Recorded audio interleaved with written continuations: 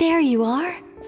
I was worried you might stop to collect treasure chests opened by the Seelie along the way. It would have taken you so much longer to get here.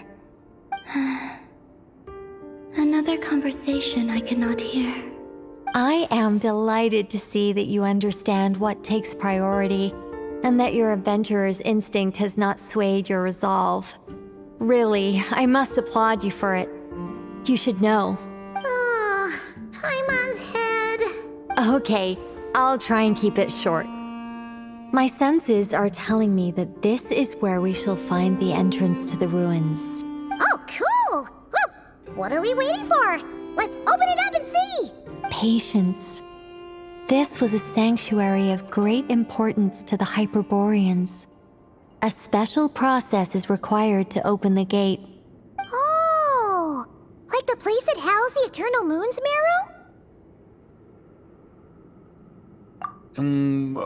Okay, so what's the plan?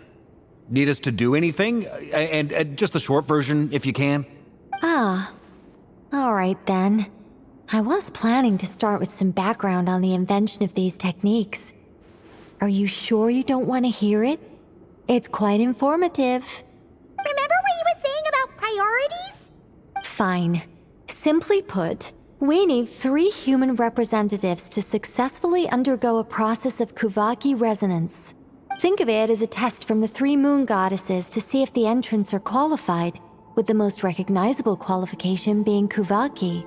Pretty sure Lauma would ace that test. Oh, wait. But we need 3 people. I also have no doubt that the Moon Chanter would be qualified. But we would need 2 other people with the same constitution. Therefore, the most feasible method is not so much to follow the rules, but to figure out how the test functions and find a workaround. I've done some research, and it turns out the mechanism is rather crude. We'll simply need humans to stand before it who have sufficient Kuvaki energy within them. I'm with you so far. How do we get the Kuvaki in them? The easiest way would be transfusion. Take some Kuvaki from Nodkrai's soil, put it into the bloodstream, and get it circulating in the body. So we're going to cheat on the test? Precisely. There are other methods, but this is the simplest one. Cheating the system is much easier than trying to hide from it. Huh? Sorry? Does the idea of cheating upset you, Miss Lauma? No, that's not it. I suddenly had an idea. Oh, what is it? It's about Moon Prayer Night. I figured out a way for Kutar to join in the festivities. Huh? But as Paimon said, we need to have our priorities straight. Let's get back to the test. I'll follow up with Nefer on the festival arrangements. Oh, okay. Anyway, is this really the best method we have? A Kuvaki transfusion sounds dangerous, no matter how you slice it. If you think that's dangerous, wait till you hear the other methods. I'd be more than happy to go through them if you'd like. There are several. No need, we're good. Let's go with this one. Very well. Kuvaki transfusion it is. Now, I should mention that the risks can be greater or lower depending on individual compatibility. It would be rash to simply infuse the Kuvaki and hope for the best. If the body rejects it, the reaction can be quite severe. The symptoms are similar to another condition that some people living here suffer from, known as congenital Kuvaki sensitivity. So, before we execute our plan, I will perform a simple test of my own to see who is compatible and who is not. Once that is done, we will have to complete the resonance process as rapidly as possible. The participants must remain stationary while the Kuvaki circulates and bonds with them, and they mustn't eat or drink anything. What? No eating or drinking? That's some hardcore fasting. They'll all be monks by the time they're through. 3 days. Oh, that's so long! And we still need to find 2 more people who are not just compatible, but also willing to volunteer. Fasting? What are they talking about? Really? Don't you want to think this through? Haha, count me in too. 3 days without food? I can handle that. Miss Nicole has made it clear that this is the easiest way. The way I see it, there's nothing else to discuss. It's time to step up. Yeah, you're right. In that case, Paimon volunteers to be captain of logistics. She'll keep the fires lit and grab some spare clothes to keep you comfortable. Then we'll start with you first, Traveler. Please step forward.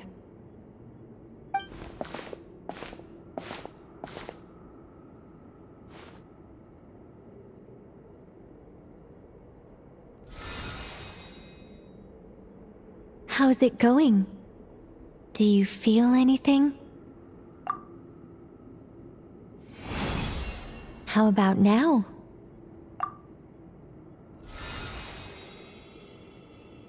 And now?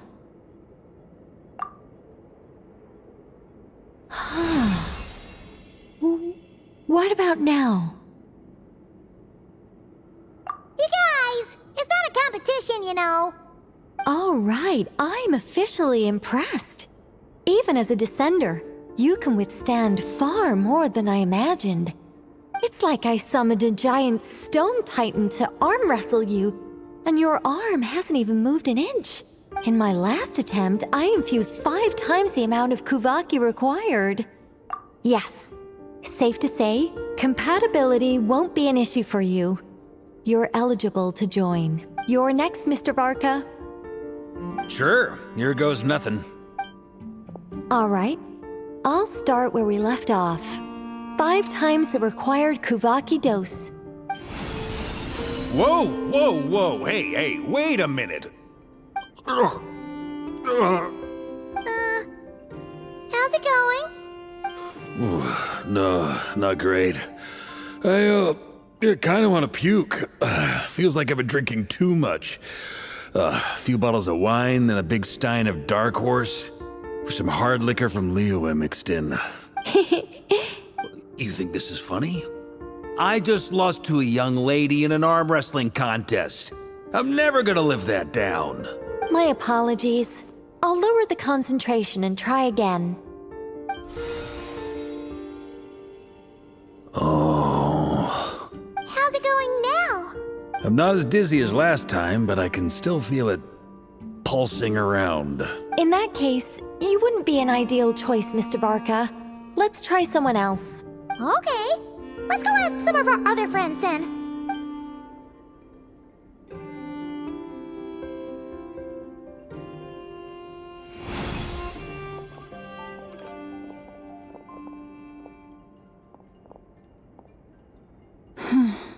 No surprises here, Miss Moonchanter.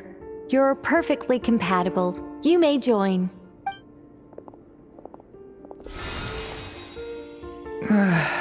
I'm getting a slight headache. Shame. You were so close. Whoa, I'm itching all over. Allergic reaction. We can't have that. Huh? Well, are you gonna start a what? The Hexen Circle is an organization that cares for and protects children. We will not have them do dangerous things. Not even tests.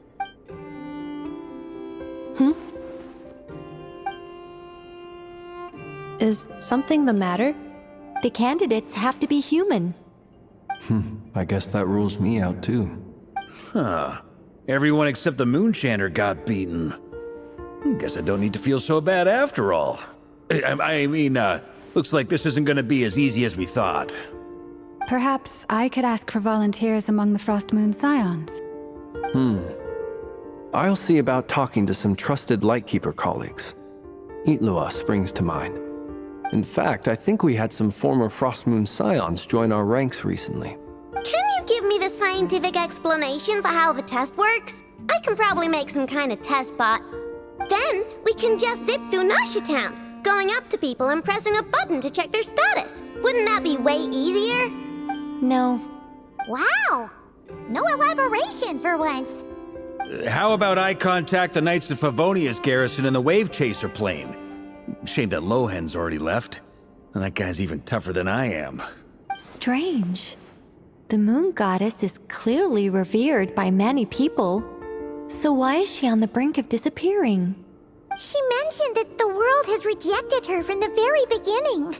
And when we fought the Reikir of Salnari, it seemed like she exhausted her power for our sake. Also, Paimon's not sure revered is the right word for how people feel about her. Gratitude, certainly. For my part, anyway. It's basic reciprocity. She helped us, so she deserves our help in return. Yeah. Even though she looked like she didn't care, she still saved a ton of people. A review of the relevant data leads me to conclude that Miss Columbina is a good person. Yep, you bet! They really think so? I'm super surprised that Columbina isn't her actual name, though.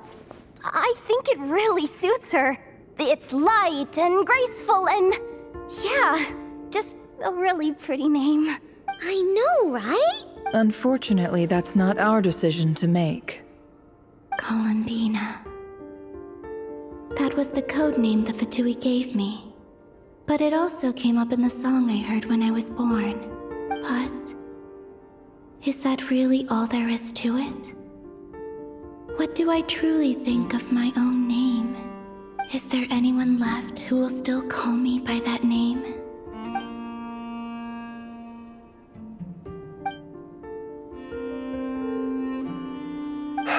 Moon Prayer Night is getting closer by the day.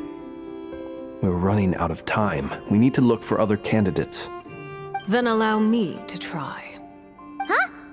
What are you doing here? You contacted your friends via the Adventurers Guild. Sandrone has been keeping an eye out for something like that, so she informed me. Since I have the ability to accommodate a moon marrow, I should prove to be a suitable candidate. Arlecchino. When can we begin? I see. We can begin right away.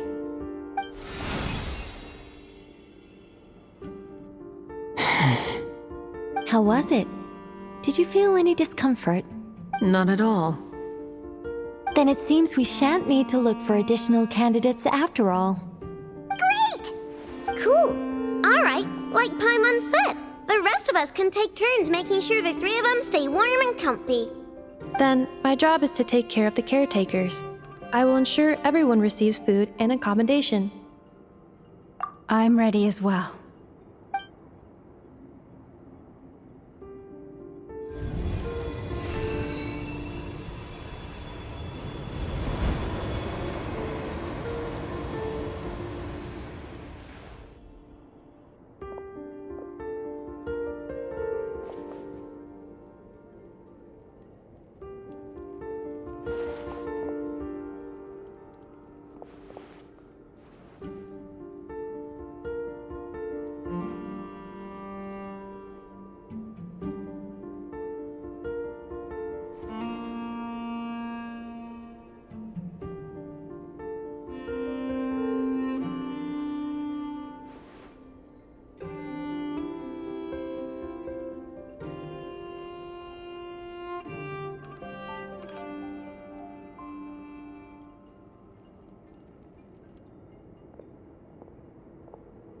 The work is done. The sacred scroll shut. The stars grow dim, the people silent.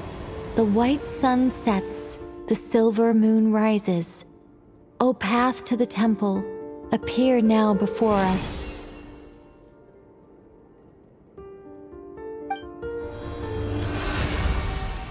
Wow! It really opened! So that's what all this is about. They've been trying to open this gate. Come, let us enter. It might be best to eat something first. Take care to chew properly and swallow slowly. It will give your body time to readjust to the digestion process. They will head in soon. They will need to enter this gate.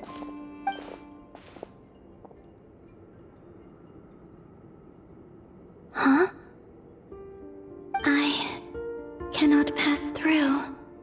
Is it because I have no physical body? It has been 3 days. My strength is all but completely faded. Can I really hold on until Moon Prayer Night?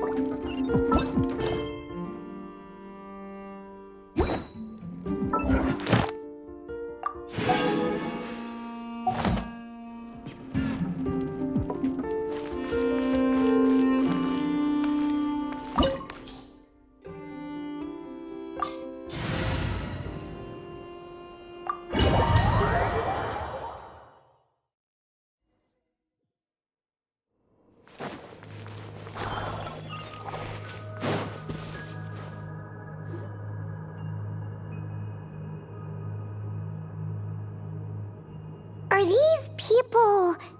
Judging by their clothes, they appear to be phantom Hyperboreans from the distant past. That could mean they have some clues about the moon goddess's name, right?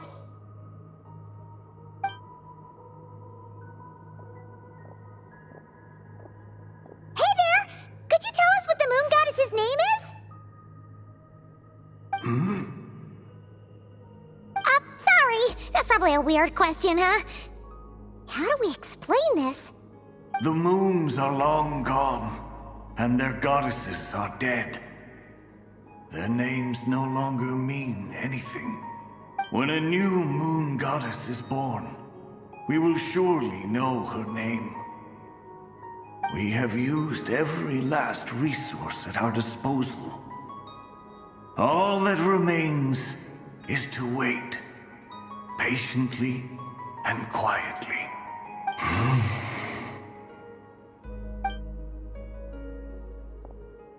Were the people of the past all this devout? It looks like this phantom doesn't intend to converse with us any further. Surely the new moon goddess he speaks of must be Columbina. Alas, Kuthar's birth came long after the age in which he lived. But, maybe if we find a phantom from a more recent age, they might know Columbina's real name. True. Keep an eye out. We should be able to tell which era they're from by the clothes they wear. Yeah! You've been pretty talkative this whole time. What changed? Oh, nothing. I'm fine. You all make good points. When the Hyperboreans speak of moon goddesses, they mean the 3 from truly ancient times. I can't imagine they would know anything about our current moon goddess. There once was a time when the moon goddesses blessed them greatly and protected them from harm. So, when the war between the gods and dragons plunged the world into chaos, it seems they looked once more to the moons for help, praying for a new goddess to be born. Yeah, that checks out. Let's continue on. Who knows what else we may discover?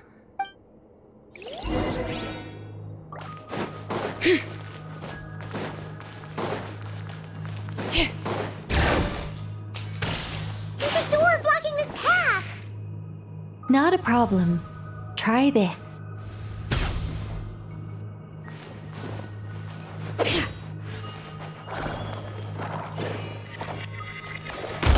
Whoa! How did that door suddenly collapse? This device was maintaining the door's integrity. Remove the core, and the device... Is this our destination? Impressive. More precisely, this is a device that will help us reach our destination. Let's go. We still have a long distance to cover.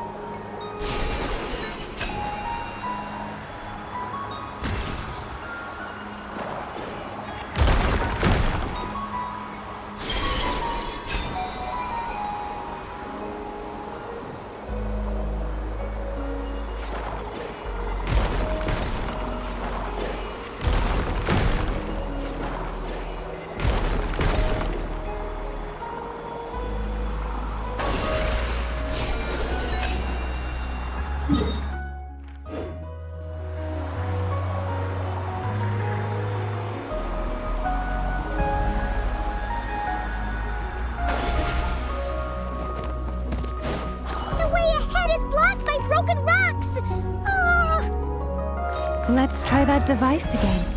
Remember the door from earlier?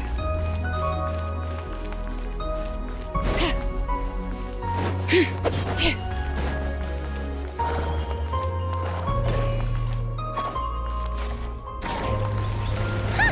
it works in reverse, too!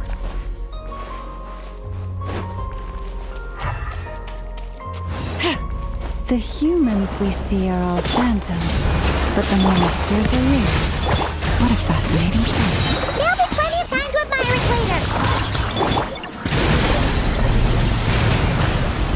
Let the magic's veins boil!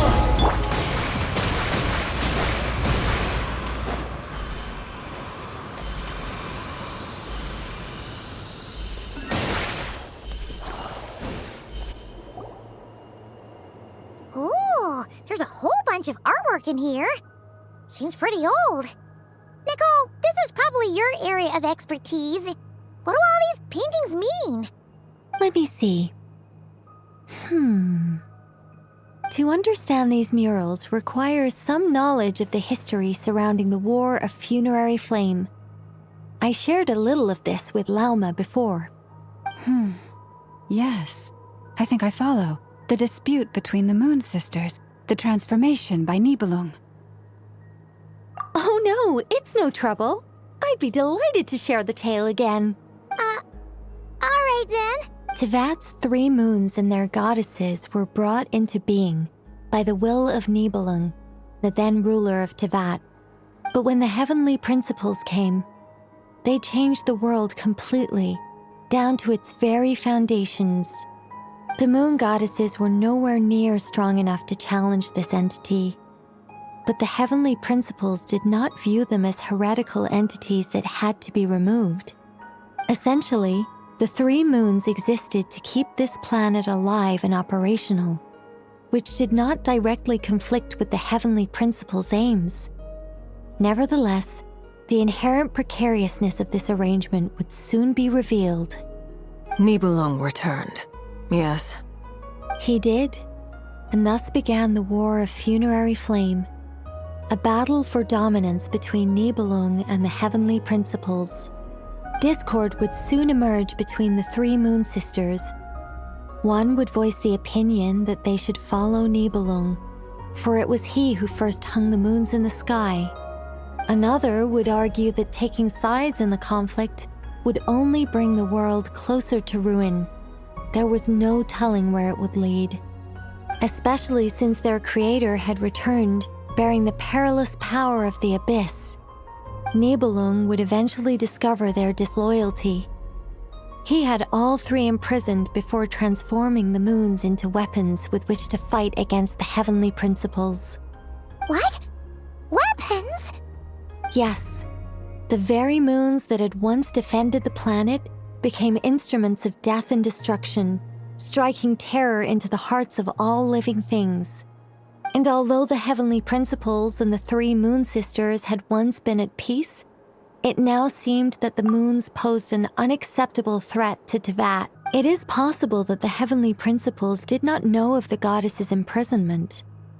If so, the weaponization of the moons would surely have been viewed as an intentional breach of the peace agreement. Regardless of who knew what, when, the heavenly principles shattered 2 moons and flung the other beyond the skies. Whether the goddesses managed to escape Nibelung's captivity after his fall, nobody knows. But this much is certain.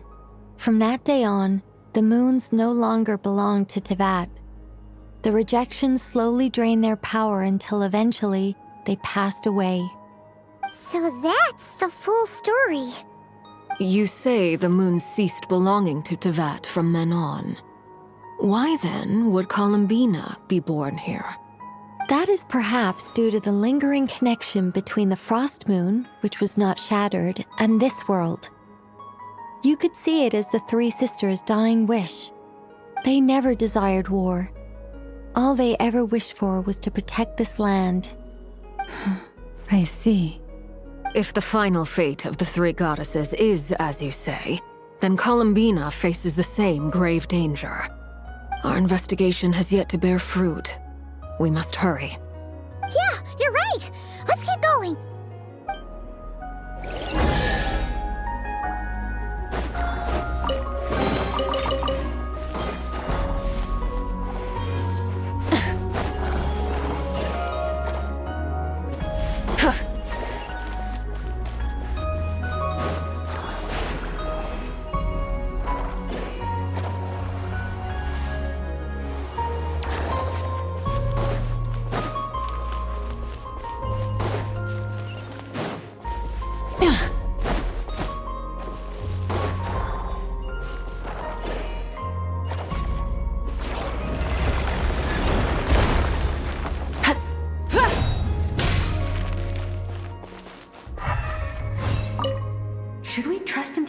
We have to.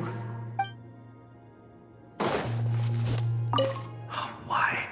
Remember his... Wait, that's odd. Who is he? Is something wrong? No, not really. It's just that over 30 possibilities emerged in my head, so I can't be sure who he is. It's been too long. My memory isn't as sharp as it once was. Okay. 30. Wow. Impressive.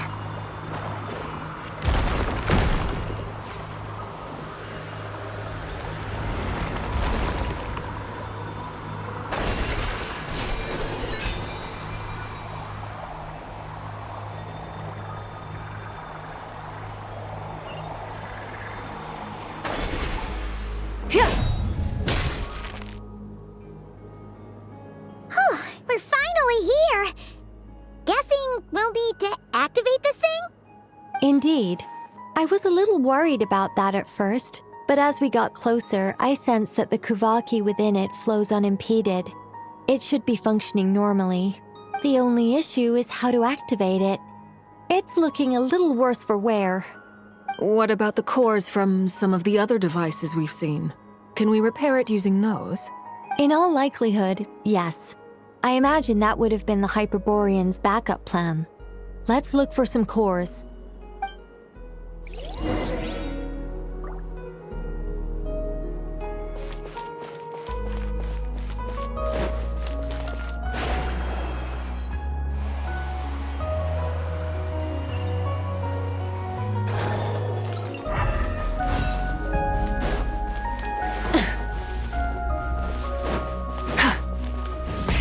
Rev the engines!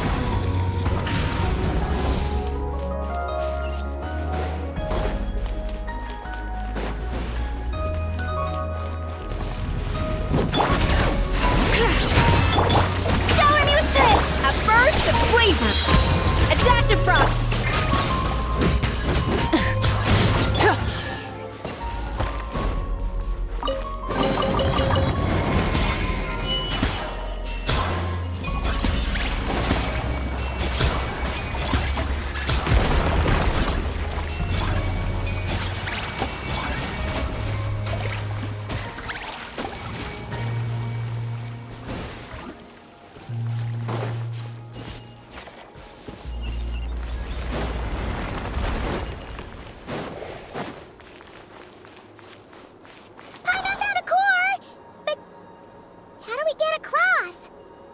Walk up, then jump down.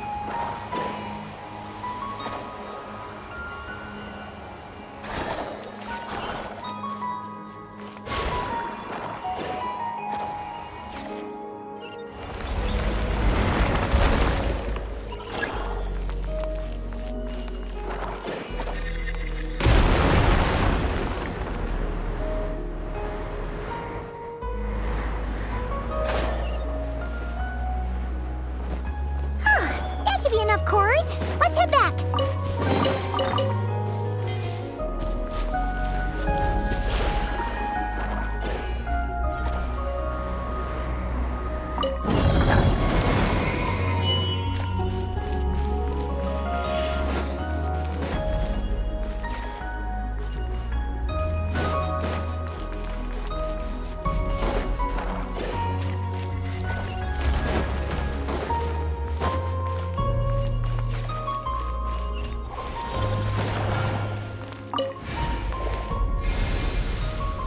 The device is up and running.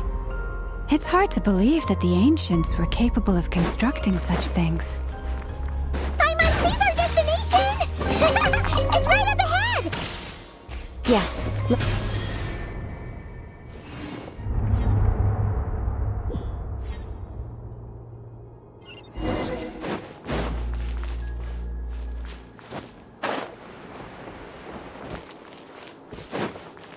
Bring it!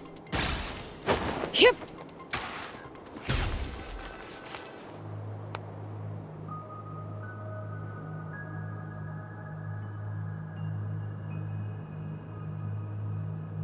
This is where the people of Hyperborea communicated with the moons. We need only place the moon marrow upon this platform on Moon Prayer Night, and we shall be able to open a portal to the moon and send our moon goddess back home.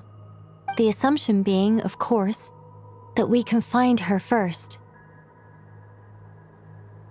That's right. You want to know if it's safe there, don't you? And yet, she has no choice but to return. You know this. Oh, that's not the only issue here. This is the end of the line, right? We've explored everything we can. And despite looking at historical artwork and talking to people from Hyperborean times, we're still no closer to learning Columbina's name. If it's not too much trouble, could you tell me exactly what Alice said to you about finding her name? Oh, sure. What she said was... Then your first job is to find it. As a moon goddess, I'm sure she must have a name she identifies with. Neither Columbina nor Kutar is her true name, and she's never really accepted either of them. Is it not also possible that she has never had a true name? Not at any point in history? That would be a hard pill to swallow. But at this point, we may have to accept that that is the truth. No one knows how she came into being, and she certainly doesn't have parents in any sense that we're aware of. Perhaps she was never granted a name at all. But does that mean there's no way to get Columbina back? She's just gonna disappear and there's nothing we can do about it? Huh? Wait, why all this pessimism? Was it the way I phrased this question? You all seem to be taking this in completely the wrong way. Well, just because she's never had a real name in the past doesn't mean she can't have one now. What? Think about what Alice said again. She never once said that you'd have to find a new name, did she? Are you saying what I think you're saying? Yes. Names are anchors that connect us to the world. If she doesn't have one already, then all we have to do is create one, no? It's like... yes. Traveler, when you first arrived in Tevat, do you think you would have turned around if someone behind you shouted, "Hey, Tumaini"? But what about now? I understand what you mean. Life is a long journey. Even the friends and family by our side can change over time. When people call you by different names, what matters isn't so much the words themselves, but what they symbolize. And of course, whether that resonates with you. Ether. So, close your eyes and picture the moon goddess in your mind. If you were to call out to her in this moment, what would you say?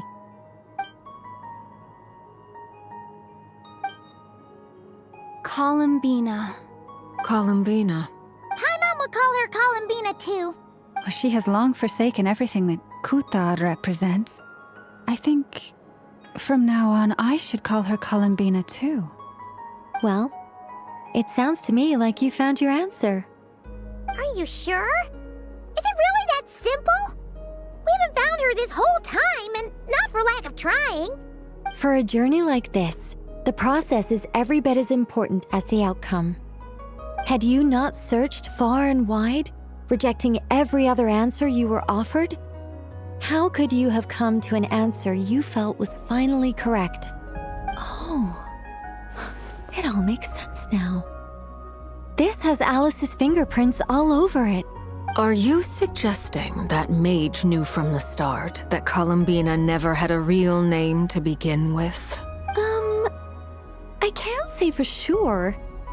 But I can definitely imagine her chuckling in satisfaction somewhere right now, saying, "Ah, what fun." Llama! Your antlers! You should hurry. The festive moon has begun to rise. Do not worry, for when you called the name Columbina just now, I could sense that the power within was enough to summon back the moon goddess. The power within what? The name? Yes. So, the thing is... What's wrong now? This is so annoying. I really want to explain how that whole thing works. Starting from the founding principles of Tevat and... Oh, I could talk about this for hours. But... Deep breaths, Nicole. Deep breaths. You're an angel. A sober, sensible, solemn angel who has her priorities straight. Okay then. Sorry for asking. Clearly a bad call on Paimon's part. Anyway, you all need to hurry. Last thing, remember how it felt when you called out that name. Then it is agreed. By the name Columbina, we shall find her. Then we'll throw her the best Moon Paranite party ever! And at last, we will send her home.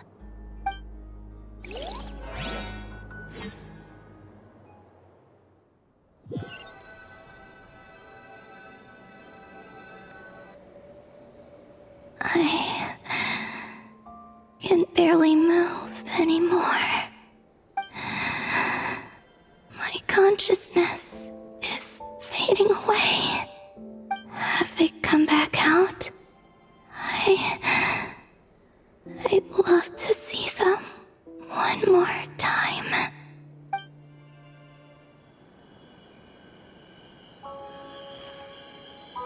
They didn't make it.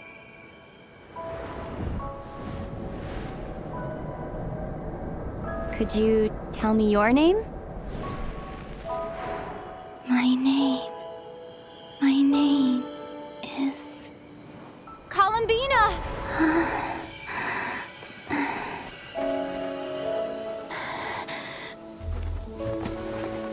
Columbina!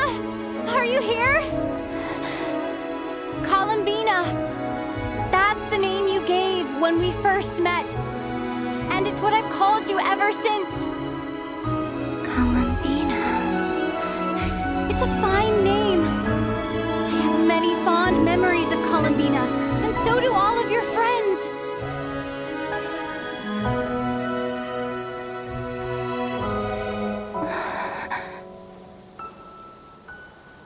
If you like this name,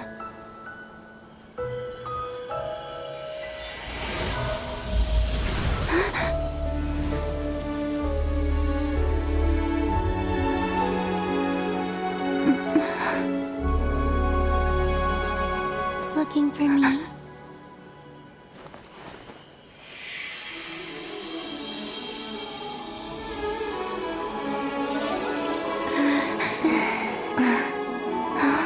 I like it. You can carry on using it. My name is Columbina Hyposelenia.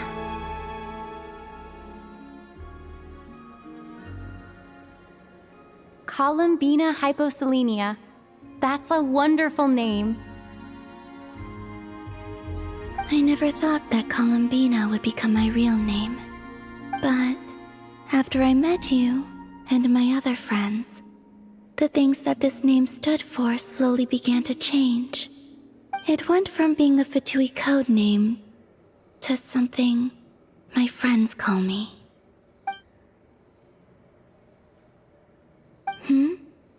What is it? Why aren't you saying anything? I'm just so happy for you. Thank you. So, where's everyone else? We can go and meet them very soon. Everyone went to different places to try calling your name. Great. I'd like to thank them as well. Everyone's done so much for me. Searching for my name, entering those ancient ruins.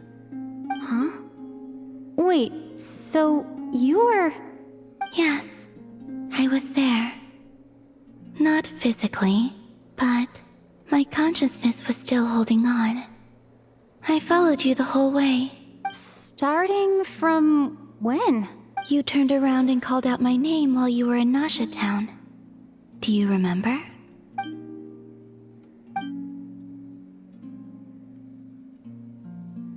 Let's go.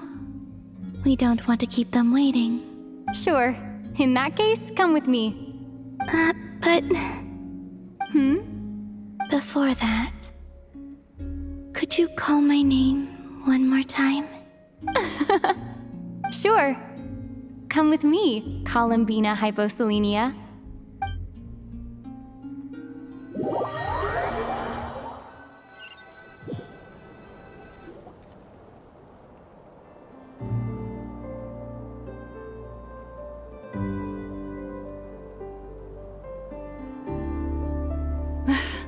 Columbina! Oh, this truly is wonderful. Llama, I can't breathe. Ha ha! Just in time for Moon Prayer Night. It's good to have you back, Miss Columbina. Yeah, we were worried sick. Thank you, my friends. With your help, I now have a name that belongs to me. Columbina Hyposelenia. Where's the second half from? You added it yourself? That's right. It means... Born beneath the moon. Yes. And by extension, it can also mean born beneath this world. A fine name. Now, as much as it pains me to interrupt this beautiful reunion, I feel obliged to remind you that the Moon Prayer Night celebrations in Nasha Town have already begun. Don't you want to enjoy the festivities? There's so much to see and do. And some of the ambient lighting and entertainments were sponsored by the kind souls in the Hexenzirkel. Nicole? Why have you turned into Dodoko? So you're Miss Nicole.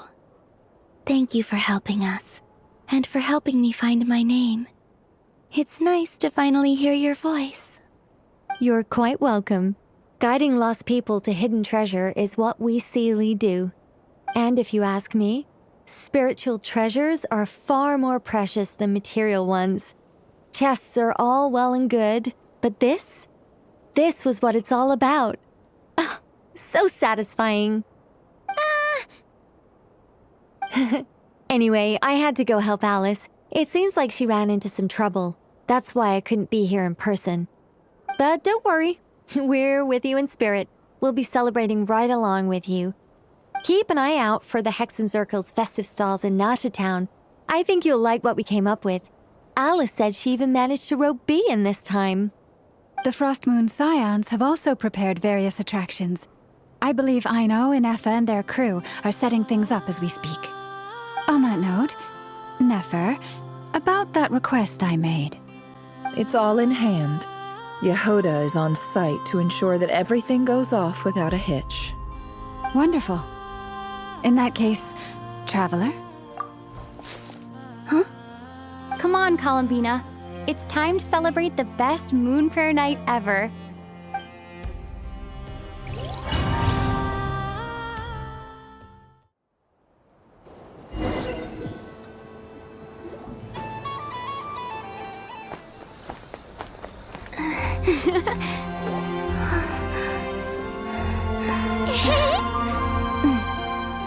Hey, young lady! Would you like some Moon Prayer Night candy? Happy Moon Prayer Night!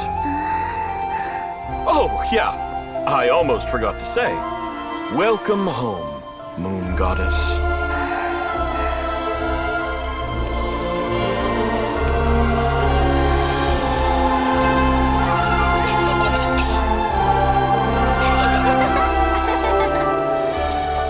Welcome home, Moon Goddess. Welcome home, Moon Goddess.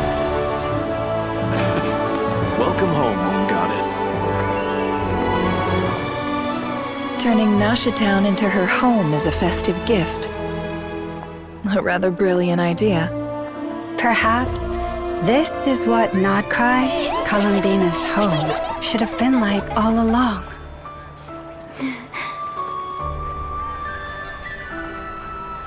Thank you for the gift. I like it a lot.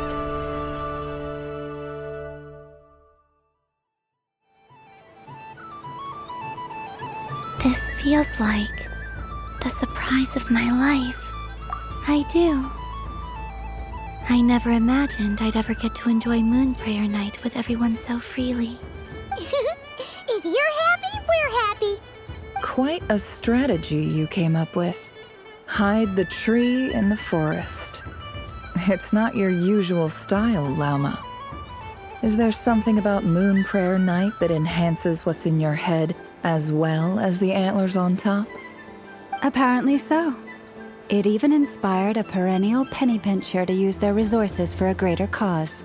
It truly is a magical festival.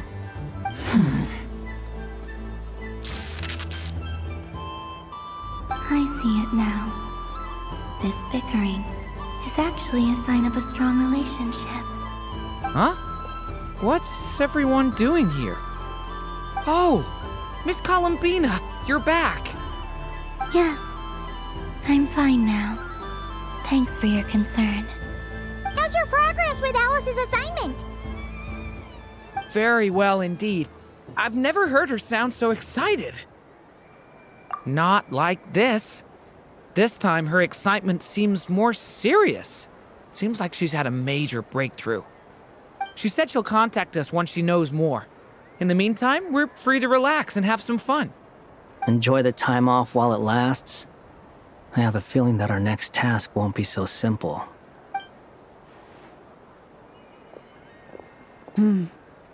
I should go. I still have a few things to attend to at the Frost Moon Scion stall. And I think I'll take a look around. With any luck, this once-in-a-year festival will come with once-in-a-year opportunities. Hold up a second. Where's Varka? I believe he made a beeline for the flagship the moment he entered Nashitown. That's Mondstadters for you. They know what they want when festivals roll around. Goodbye for now, Columbina. I hope you have a wonderful night. I will. Well, in that case, don't just stand there. Get out there and have some fun. You'll definitely get a warm welcome at every stall. Oh, also, take this map with you. It's a guide to the festival.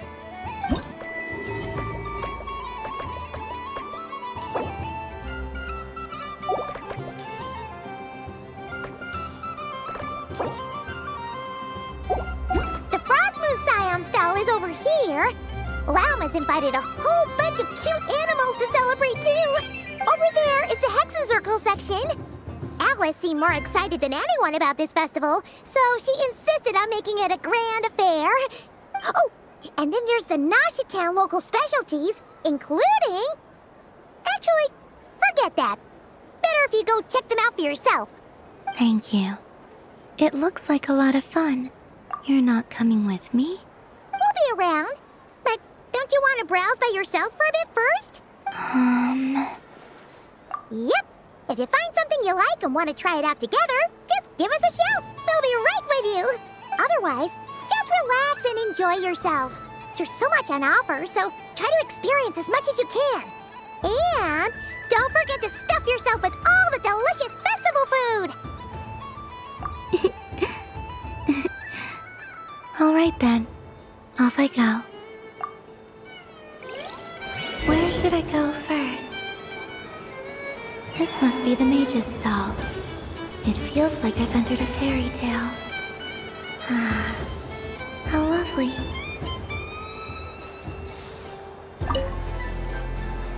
Welcome home, Moon Goddess. Oh, you're the genuine article. Alice was right. This Moon Prayer Night was worth watching after all. Another one that talks. Greetings. Pleased to make your acquaintance. I am the Hexencircle member they call B. Barbeloth Trismegistus. Columbina Hyposelenia. Pleased to meet you too. Hyposelenia. A fine name indeed. Now then, Miss Columbina, do you wish to hear a mage's divination? Divination? The Frost Moon Scions used to ask me what would happen in the future. Is this like that? From the perspective of the one seeking answers, perhaps. As you look to your journey ahead, if you seek to understand the unknown, resolve your doubts, and soothe the confusion in your heart, divination could be for you. The unknowns on my journey. Of course, if one wishes to peer into fate, then hydromancy is the more precise option. But that is a complex affair, and to relegate that majestic art to the status of a festive amusement would seem somewhat uncouth. Besides, it is sometimes better to not know fate with great certainty. Hence, I shall use the suitably festive Luna Arcana to tell your fortune instead. It is more popular with the youth in any case. Lunar Arcana. Indeed. Unlike hydromancy, this will only display possibilities and trends. People like to think of themselves as creatures of agency and free will. Peering too far and too clearly into the future is detrimental to both body and soul. I'd like to give it a try. Of course you may.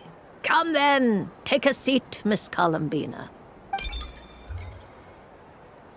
Before we begin, are there any specific questions you would like to ask? Let's stick to general possibilities and trends, like you suggested. Ah, very well. Then I shall use the basic Lunar Arcana deck. Now, try to relax. Cast your mind upon the things you have experienced and the things you are soon to experience. I will shuffle the deck. Would you like to cut the cards yourself? You do it. No problem. Now then, to make things easier for the seeker, that is to say, you, I shall decipher the cards from your perspective.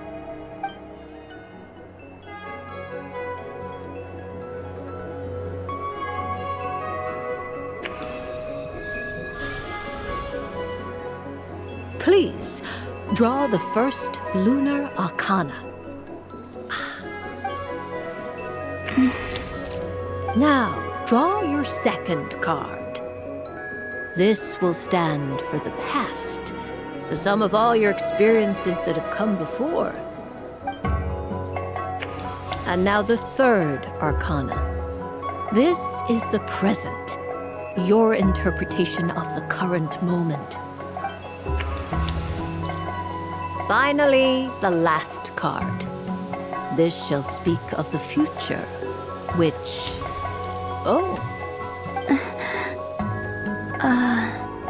Kuvaki Pulse? Fascinating.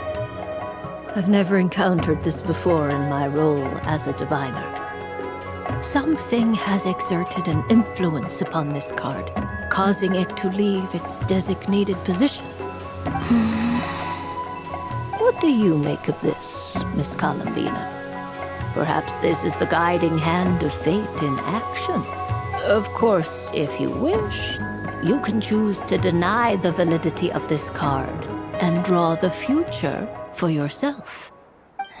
No, it's fine. Let's go with this one. A bold decision. I must say I'm looking forward to the results. Well then, let us flip the Lunar Arcana in sequence and see what emerges. Sure. First, Destiny. No surprises here. The card that represents yours is the moon. The moon.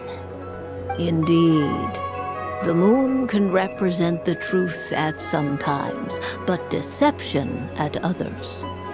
False peace, destructive calamity, and the world-changing power that lies within. When the moon is placed on the destiny tile, it indicates that your destiny is not what it may appear on the surface. Instead, it may yet have a hidden side. It symbolizes a journey through the fog, fraught with uncertainty and deception, where one must face inner challenges head-on. I don't understand. Patience, my dear. This is but the first card, which serves as a basis for the interpretations that follow. Our divination will only grow clearer from here on out. Now then, flip the second card, the one that speaks for the past. The Hermit, but inverted. Inverted? Yes. The Hermit symbolizes solitude, introspection, and the pursuit of truth. When inverted, it represents isolation, truth out of reach, and a path that leads one astray. Combined with the moon as one's destiny, the Hermit inverted represents a choice you made to stand alone in the past. It was a choice made not out of fear or arrogance, but for reasons that others could not perceive.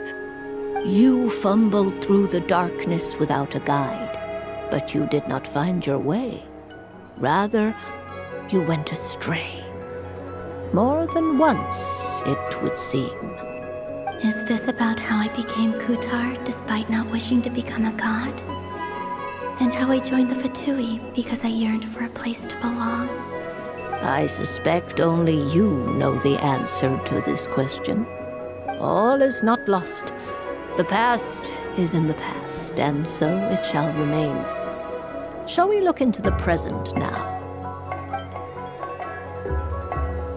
Oh my. The Lovers. One of the most interesting Luna Arcana. What does this one mean? This means that you have had an unprecedented emotional experience. The joy of finding your soul becoming intertwined with that of another. A precious and wonderful thing indeed. It's true. I've made a lot of friends recently, and they are very good to me. I like them a lot. That sounds lovely. I am most delighted for you. The Lovers can also represent important decisions, perhaps related to a parting of ways. Now, if I were to guess... Yes. My return to the moon. I understand. Parting with friends is never easy, Columbina. But rest assured, this is not the end of your journey. There is always another story waiting to be told. The future always lies ahead. The future. Well now, it's finally time to flip this most mysterious of cards. Why did it appear? And what does it wish to tell you? I'm ready. Very well. Flip this card and see what lies on the other side. Oh. Miss Barbeloth? What is it? This card is death. That doesn't sound very good. It depends on how we interpret it. It is true that it can represent an agonizing death, a complete and utter end, but at the same time, it can also represent rebirth. Do not forget that your destiny card is the moon. That lends your future many different potential meanings. If death spells the end, is it unavoidable? As I have said, divination can only display general trends. It is a rough guide, but it does not show predetermined outcomes. Allow me to summarize it for you. In the past, you may have lost your way, but now you have gained new connections and new strength. You now face an important decision. One that may bring about a great change in what is yet to be. This change might, in turn, be the end of all things, or their beginning. But remember, everything is subject to change because of the moon present in your destiny. You must see the truth clearly and face your innermost thoughts. The truth. My innermost thoughts. Thank you, Miss Barbaloth. Don't mention it. Some people dislike divinations, for fear of glimpsing an ending to their story that they wish was not so. But I can see that you're different. The result of this divination will not sway your decision. This is a rare quality, and one that diviners always hope to see in the seeker. We are here merely to guide, not to exert undue influence. I understand. Go then and illuminate your future, Miss Columbina. The moonlight that shines from you now is most captivating.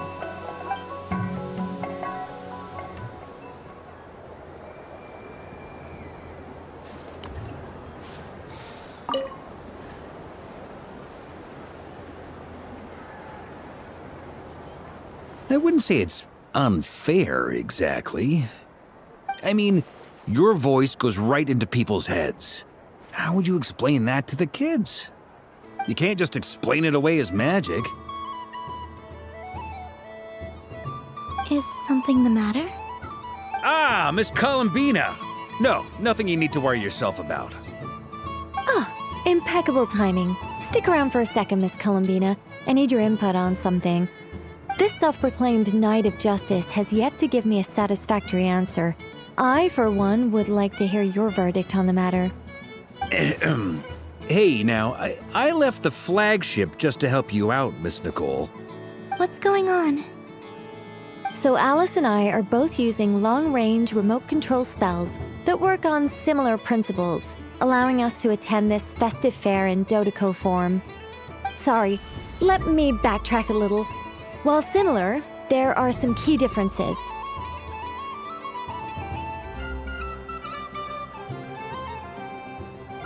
Alice, being a great mage, wanted her Dodeco to reflect something of her own charm and mystique.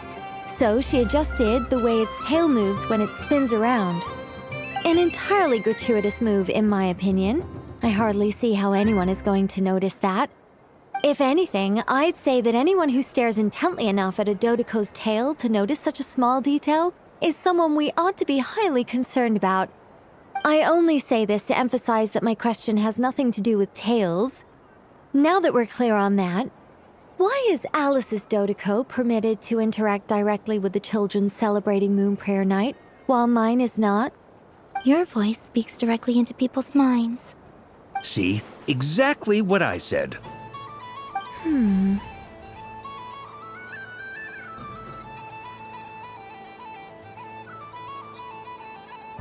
Miss Nicole? Ugh, I can't stand it. I know that probably makes me sound like a whiny child acting out in front of their parents. And it's a little embarrassing now that I think about it.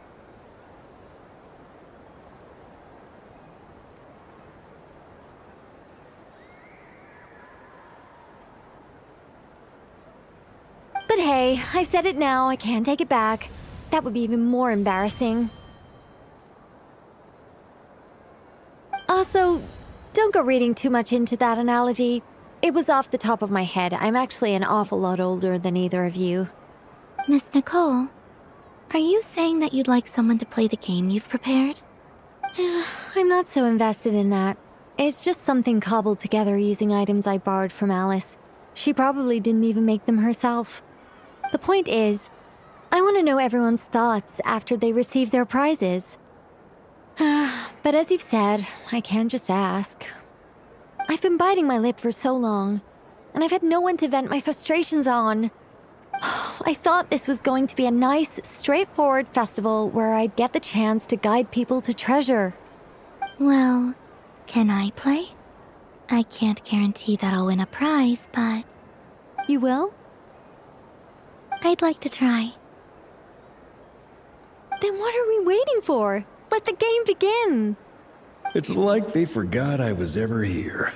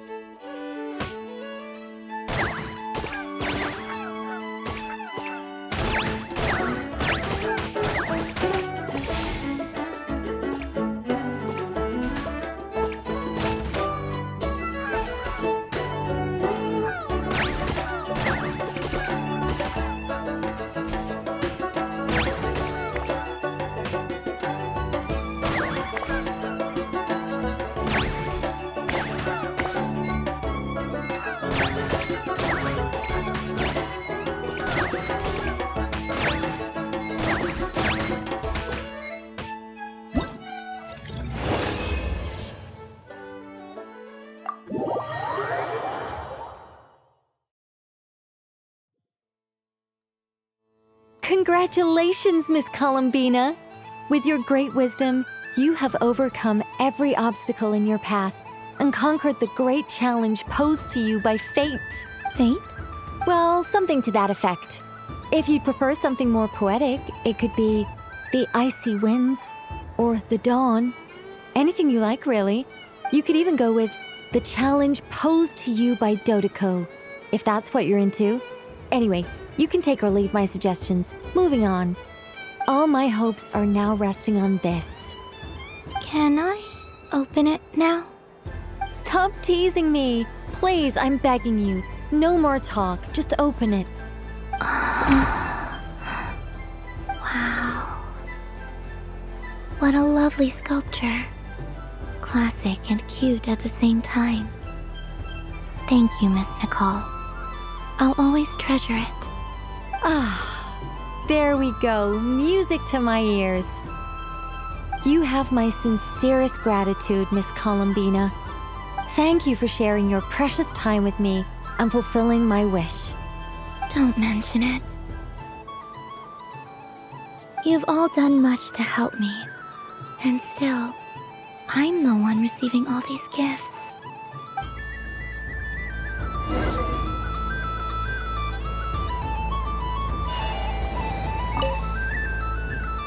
A soft and furry creature that bounces and jumps. Welcome home, Moon Goddess. This one talks, too. Allow me to introduce myself. I am a Dodeko from a distant archipelago, the most mischievous of all my Dodo brothers and Dodo sisters. When the going got tough, I powered through, and when I met obstacles, I boomed them away. That sounds like a lot of fun. Doesn't it just? Oh, but then the trouble started. Recently, I found a lovely beach, the same beautiful jelly color as my hometown, and so I dove in to have a look. Only to find it overgrown with seagrass and nasty little spiky fish everywhere, looking to turn me into a Dodeko kebab. I made it back to shore by the skin of my teeth, but my tail was sorely hurt. Couldn't you just boom them away? Oh, I wanted to, believe me. but I've heard that you, Moon Goddess, can understand animal speech. The last thing I wanted was to cause a gigantic fuss and get taken to court by a school of spiky fish. I'd be driven out of these waters for good, and my winter holiday would be ruined. And so, dear Moon Goddess, I was wondering if you might lend me your allegiance. Are you roping me into a crime? Oh, let's call it a once-in-a-lifetime carefree adventure. Does that sound better? All the festival goers tonight are dressed up as the Moon Goddess, but there's nothing to say that the Moon Goddess can't disguise herself as a Dodoko, is there? Besides, this is your home. You should be free to be whoever you wish. I'm afraid I'm not well acquainted with Dodokos, Madam Mage. Oh, that's quite all right. We Dodokos are innocent, happy creatures with a free-spirited nature. Many, like myself, are mischievous troublemakers. Others are lazy souls who like nothing better than to lie down on a nice rock and take a nap. In our eyes, every creature who yearns for happiness and freedom is a Dodoko. But perhaps in yours, we Dodoko are a fluffier and more mischievous breed of Kuhenki. Yes, that is a much easier image to follow. Oh, wonderful! Then let's play! Grab onto my tail and follow me into the sea! Time to settle some scores with the bad guys!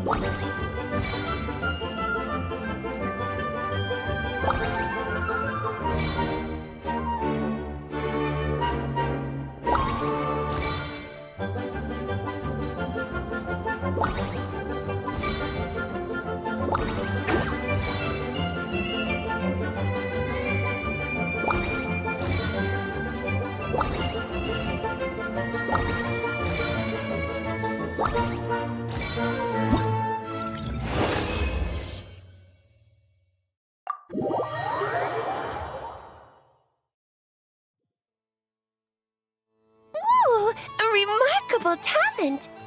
So, what do you make of it? The use of Jumpy Dumpties doesn't come as naturally to me as Kuvaki, but their unpredictability makes it fun. I think they call this novelty.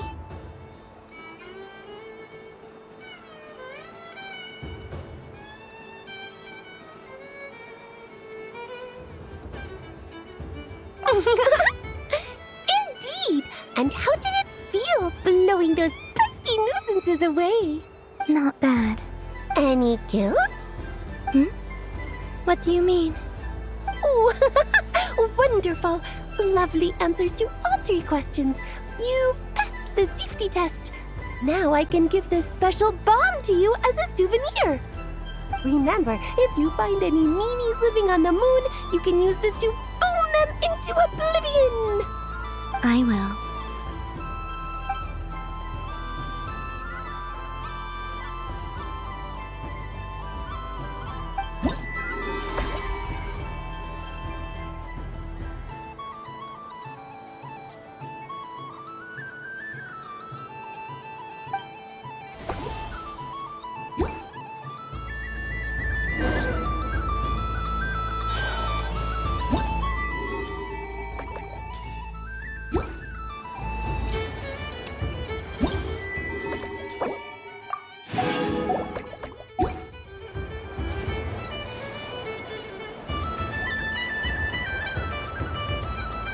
Dodoko's Whirligig!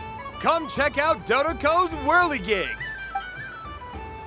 Ah, welcome home, Moon Goddess. Might I ask what this is?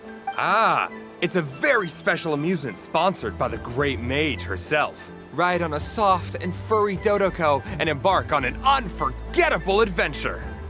I say that, but I'm just following a script here. Who is this mage, anyway? And what the heck is a Dodoko? I'd like to ride.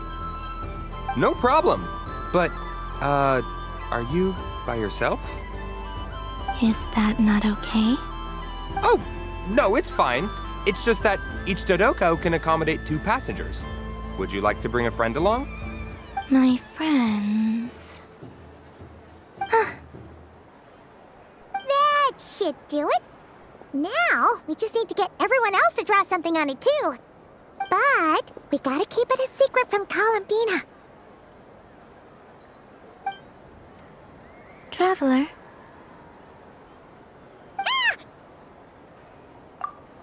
I want to go on that ride. Will you join me? Let's go then. Don't worry. Paimon will do the rounds. You go have fun.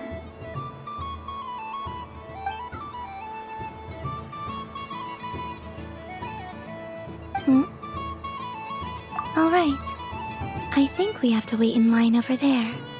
Please take your seats. For safety reasons, you mustn't try to leave the ride before it comes to a complete stop. All right, you're all set. I wish you both a wonderful journey.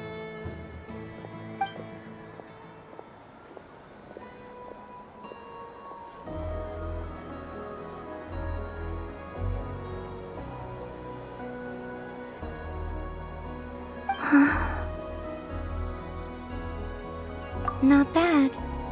It reminds me of riding a moon lane.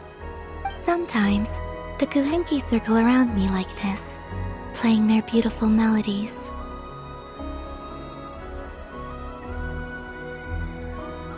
Yeah, I'm going to miss them.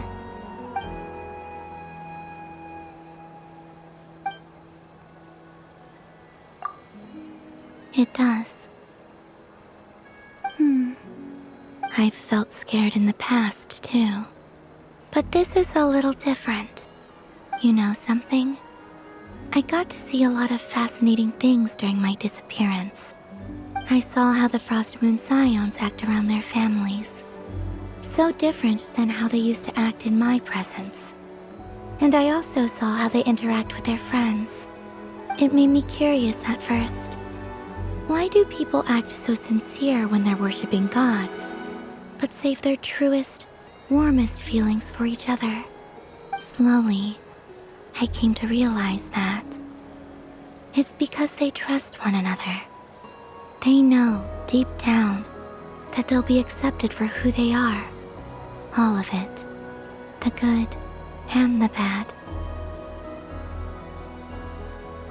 I know. I knew it the moment you started calling out my name. What I fear now is the end. I fear losing all this the very night I have gained it.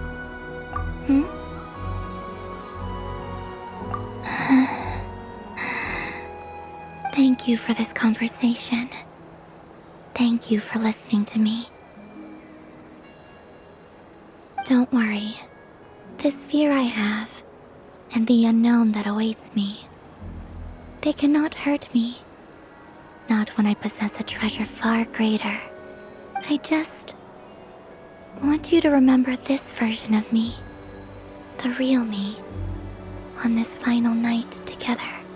Dear passengers, Dodoko's awesome adventure has come to a close. Please leave in an orderly fashion, and we look forward to seeing you again in the future. Don't want the journey to end, huh? Don't worry, you two. There's always another adventure waiting just around the corner.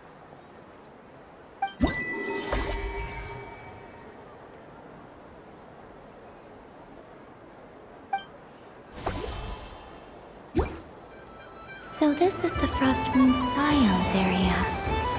It feels very familiar. But everyone... Huh? Albedo? This sketch is for you, Grant. Oh, a gift? The North Wind.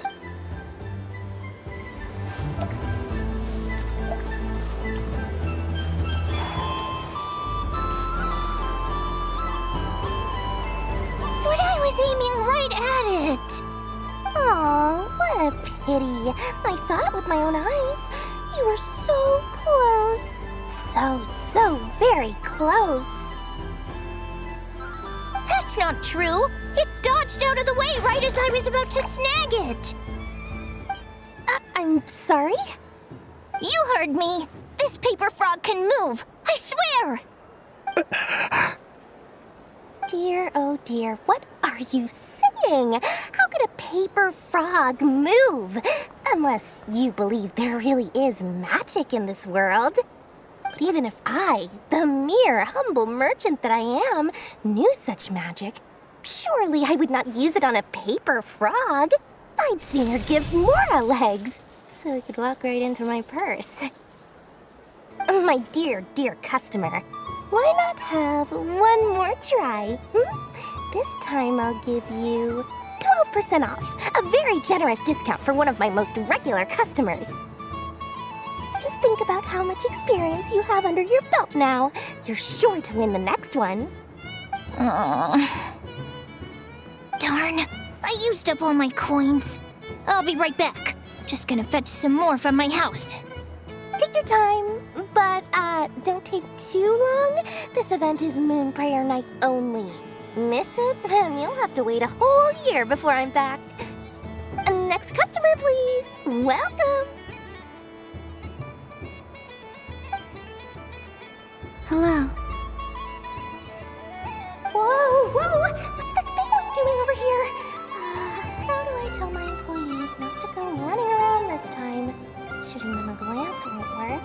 I haven't known them long enough. Dory? Why, hello there, Miss Columbina.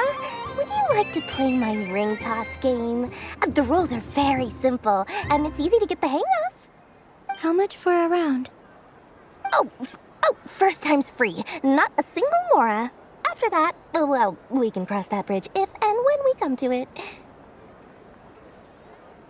But with your sharp skills, I'm sure you'll win all the prizes in one fell swoop. That was an obvious enough hint for them, right? Right?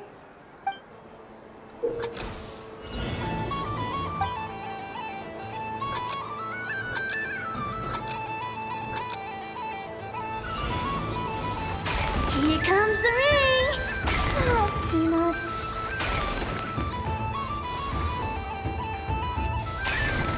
Change tracks.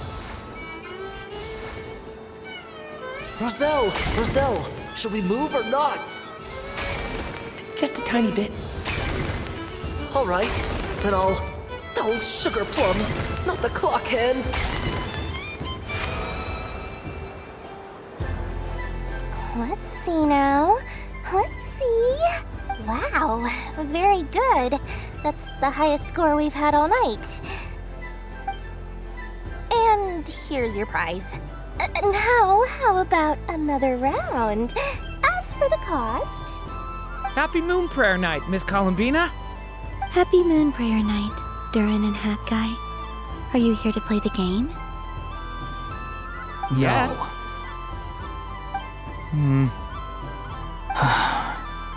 You said we were just coming here to say hello. I did, but then I recognized a few more people as I got closer. Do my eyes deceive me? Is that... It's our little dragon! He's all grown up! Someone's popular. Well now, since you came all this way, why don't you try out this lovely game we have going? First try is free! He'll have a go. I'll pass. It's only one free try per customer. You can't give your try to him. I'm aware. How has Elder Almond been lately? He's in great shape. He goes for a run in the forest every morning to stay fit and healthy. He tried to go boat racing with Firecracker a while back, but he couldn't even make it onto the Lotus Leaf. Firecracker was in fits of laughter. How about you, little dragon? Can you still fly? Yes, I can. But you've become less chatty. Has growing up been tough on you? We call that maturity. You know, the thing people sing about. The knight wields a sword of stone to defend those hearts that are made of gold. stone is very heavy. That's what keeps him from talking too much. That's awesome! I want to be a knight when I grow up, too. Ring, here I come!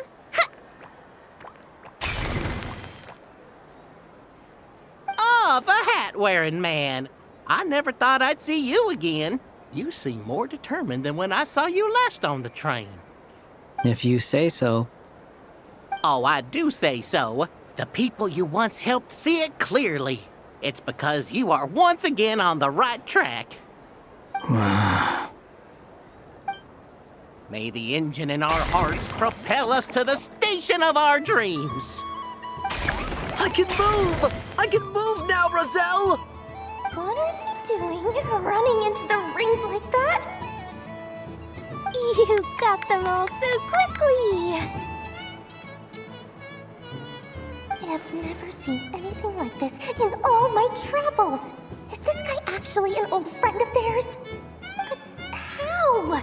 They're origami animals and clockwork people from a fairy tale. Getting to know them would be quite an arduous task, unless they share a hometown? I have to get to the bottom of this. Next time I see the Great Mage Alice, I shall demand answers. Thank you, Dory. I had a lot of fun. Now for your prize. Where did I put it? Give me a moment to dig it out. Oh, sweet grand prize. How I wish I didn't have to let you go. Good thing I've already turned a profit from the customers earlier in the night. Otherwise, I'd have wasted all my hard work. Okay, I'm back. What? I leave for 2 seconds and someone's already claimed the grand prize? Oh, well, these things happen, you know? Perhaps you'd be interested in one of the other prizes instead. We've got all kinds of wonderful goodies here. Is this the thing you wanted? Here, you can have it. Huh? But... Don't worry about it. It will be happier with you. Oh, thanks so much, Miss. Moon Goddess. Oh, goodness gracious, Columbina. Give me strength. How am I supposed to make any more money from this child at this rate? Daddy, look! That's the game I was telling you about! Forget it. She is the Moon Goddess after all. I'll think of some other way to swing this. Maybe I can try to hook this new kid. Huh? Oh, someone already won the grand prize. You can take mine if you want. What? Why? Why are all these bleeding hearts coming here to ruin my business? Happy Moon Prayer Night, everyone. Happy Moon Prayer Night.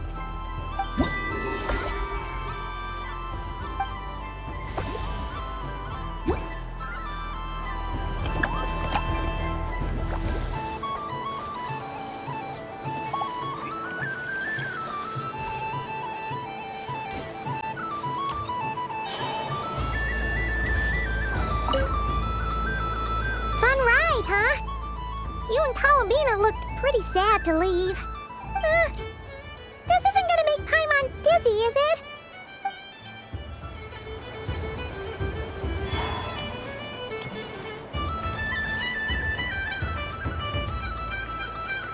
Wow, the Frost Moon Scion stall looks kind of plain, but it's pretty cool once you get into it.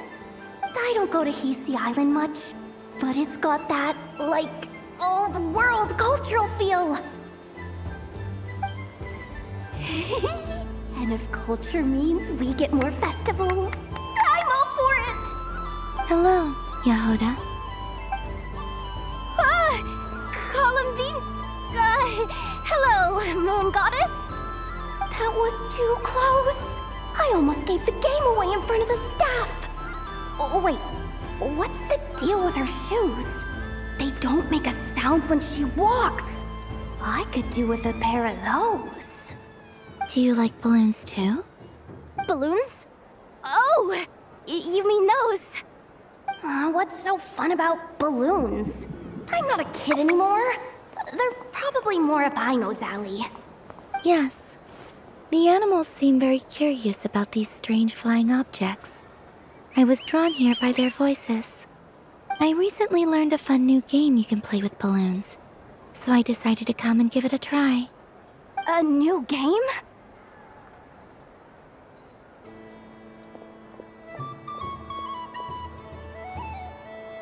Hello. Welcome home, Moon Goddess. Here to buy some balloons? Yes. Could you give me a few that haven't been inflated yet?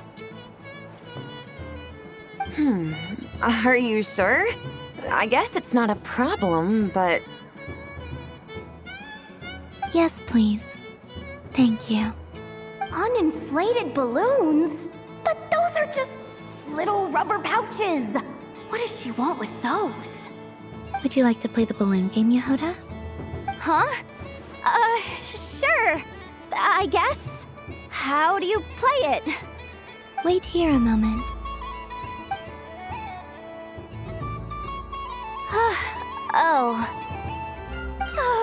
This is so weird. What have I got myself into now? I thought I saw Columbina nearby. Uh-oh! That's the fourth Harbinger! Although she's helped us out quite a bit, she's good people, right?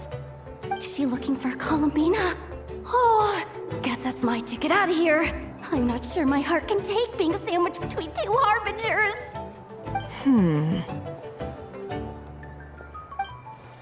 Which stall is she checking out? Oh, it's that other Frost Moon Scion's one. Try on the headgear, see what it's like having antlers or animal ears for a day. Oh, I wouldn't be caught dead wearing that stuff. So embarrassing. I have enough gear to carry as it is. Wait, what? She put it on? How peculiar. This would take some getting used to. I wonder if this is what it's like for Lynette. It really suits you, ma'am. What is this? She was so intimidating a moment ago, but now, dang, she's really rocking those ears. How does she make them look so cool? I suppose I may as well keep them on for now. All part of the festive experience. She's coming this way. How do you do, Miss Yehoda? Oh, jeez. Don't talk to me while wearing that thing. Where am I supposed to look? Oh, hey there. I'm looking for Columbina. Have you seen her? She just... Huh?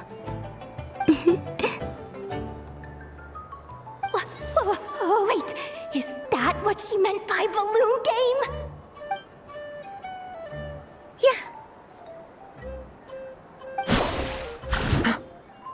Huh? No fair! How come I get caught in the crossfire? An ambush from the rear? Is this a declaration of war, Columbina? Would you like to play too, Arlecchino? Seriously? Are they gonna start some beef right here, right now? Gladly. That said, I believe there is another who would like to join. Boss Nev! Thank goodness! You've gotta get me out of here! Things are kicking off big time! Hello there. I'd like 10... no, make that 20 balloons, please. Uninflated. What? Miss Moon Goddess, I hope you're prepared to pay the price for assaulting my employee. Welcome to the game, Nefer. Just to be clear, let's keep this a fair fight, okay? No strange powers, please and thank you. Naturally. Don't just stand there, Yehoda. Aren't you going to team up with me? Huh? Do I have to? Of course. Don't forget, the Curatorium has a reputation to uphold. I knew something like this was gonna happen.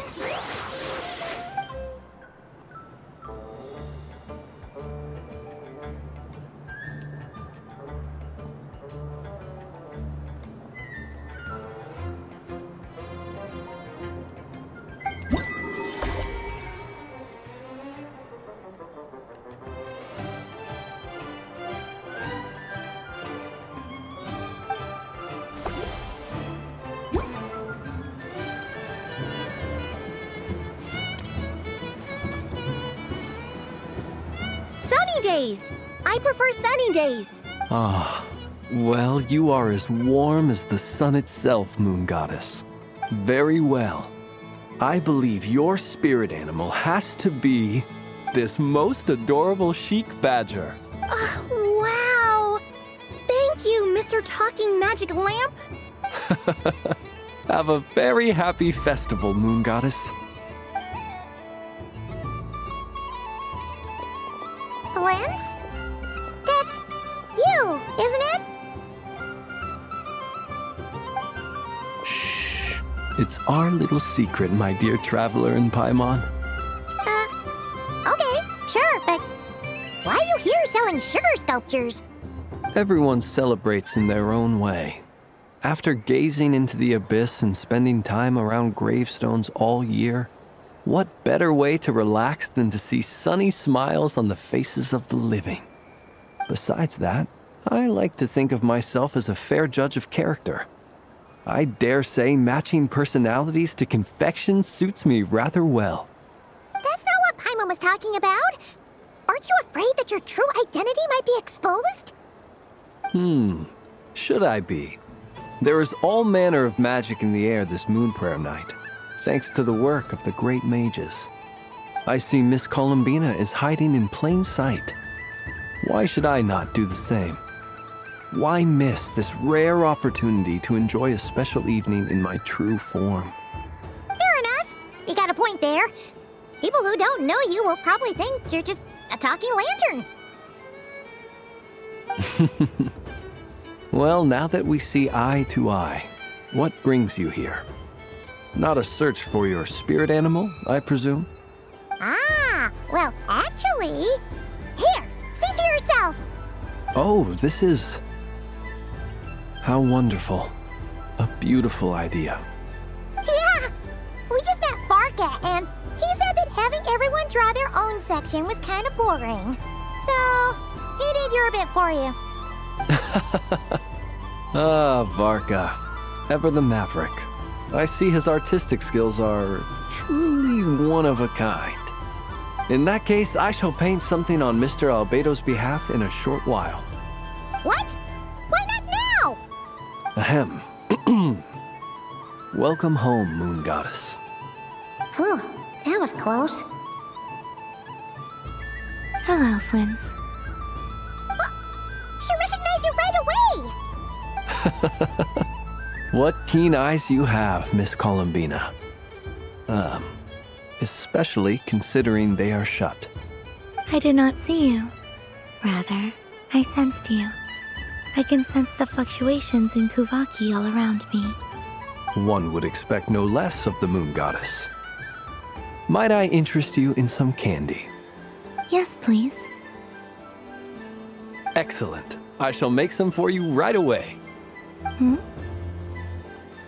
Something the matter, Miss Columbina? What about my spirit animal? All the other children carrying sugar sculptures are talking about it. Wait, is she taking the test seriously? Ah, my apologies. How could I neglect that? You are quite right, Miss Columbina. Every one of us has a magical creature living in their heart. Would you permit me to help you find yours? Yes, please. Do you prefer the day or the night? Night. Which of the 4 seasons is your favorite? Winter. Think of a perfect day. What is the weather like? Sunny, rainy, or perhaps cloudy? Rainy in the morning, sunny at night. What kind of answer is that? Forests, lakes, and open seas. Which do you prefer of these? I like them all.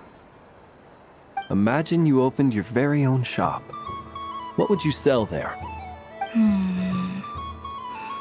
Moonlight, I think. Wow! Paimon would totally shop there. It wouldn't cost anything. You'd just need to visit. Aha! I believe I know what your spirit animal is. Here, for you. Oh, it's a Kohenki! Indeed.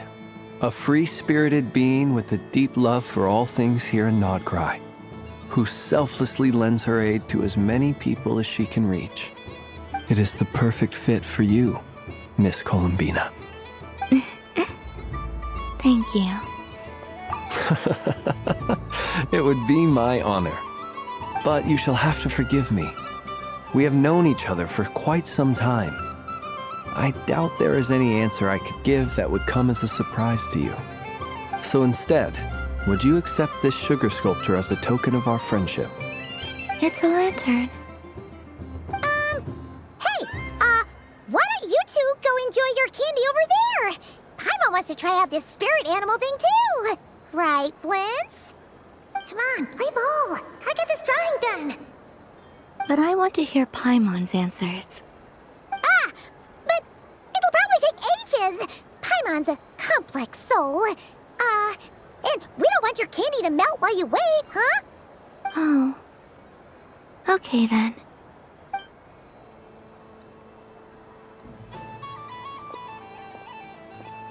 Phew.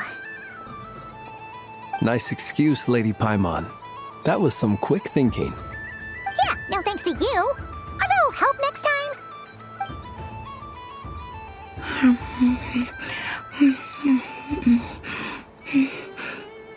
It's sweet. Is that Lockaberry? I wonder what flavor the traveler got. This way, this way! It's the candy-selling lantern! I'm coming! Of course. Traveler, maybe we can share? Yes. I found out recently that people share their food sometimes, so I'd like to try it. Or is that a no? Thank you.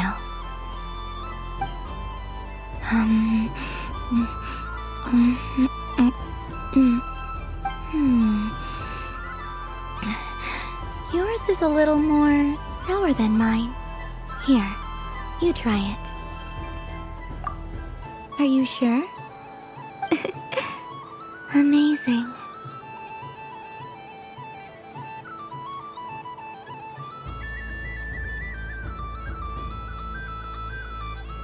My sugar sculpture has shrunk, yet my heart is filled with feelings of sweetness. I will remember this feeling. Sure.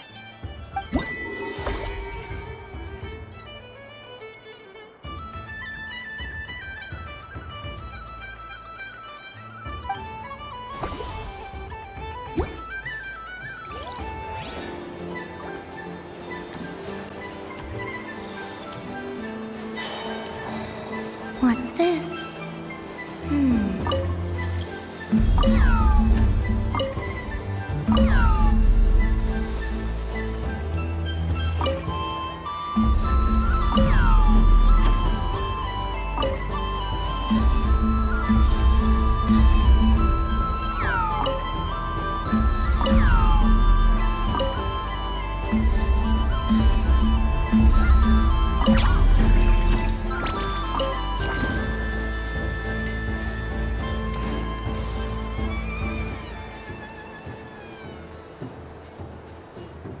I wish for a never-ending supply of laka berries.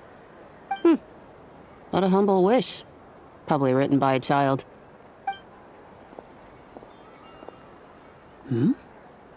Is that Lama the Moon Chanter?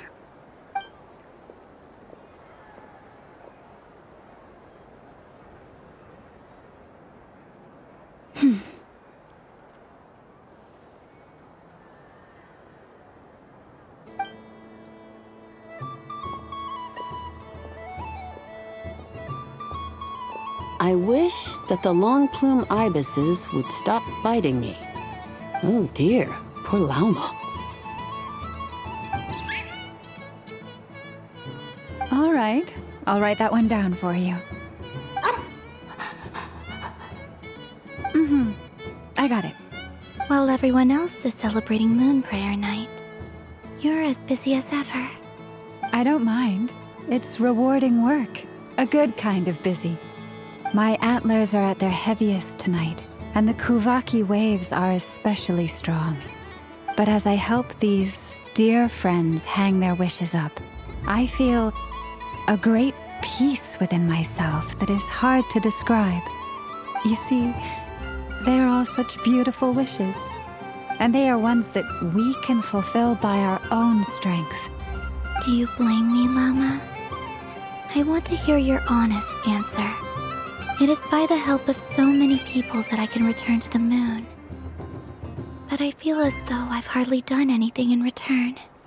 You've done plenty, Columbina. I say this in earnest, both as someone who knows your history, and also as a friend who has seen what you've been through. What about as a moon chanter?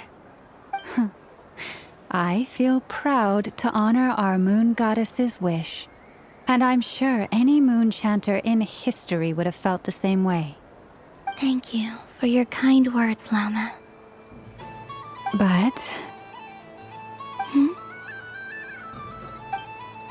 Since you asked for my honesty, I won't lie to you. My feelings are mixed right now. Besides pride, I also feel... I suppose it's a reluctance to let go. Once you return to the moon, we will be far apart and separated by a false sky. I'm sure those of us left behind will gaze up at that sky, yearning for the moon once in a while, just as you used to do. I will miss you, Lauma. I will miss you all. I hope to stay in touch. I will try and find some way to send messages down from the moon. Perhaps you could use Kuvaki. I've heard Yehoda say that signals can be sent using long and short waves, or strong and weak lights. That sounds a little complicated. What if we forget what the signals mean? We could prepare a codebook beforehand, but... You're right. It wouldn't really suit you. Still, whatever happens, I believe that you will find your own unique way of communicating with us. And now that I think about that, my heart feels lighter. Because you trust in me? Yes. I have faith in you, and in the power of truth. In my experience, the truth tends to be difficult. But that's what makes it stand out from what is false. So I'm confident that your thoughts and your love will shine through the curtain of lies. We will know it when we see it. Thank you. Now, could you help me hang up my wish? Is this? I wish that all who dwell in this moonlit world can find a place to belong. And I wish that I shall one day see my friends again. It's 2 wishes. I hope that's not too greedy of me. Not at all. And I think you speak for us all with the second one.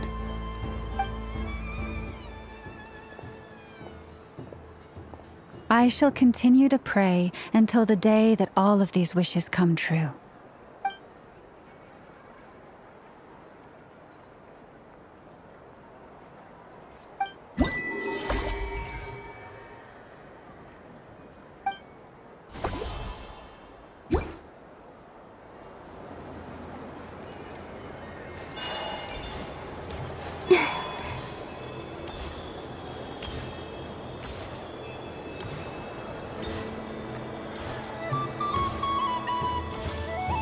There are so many attractions here.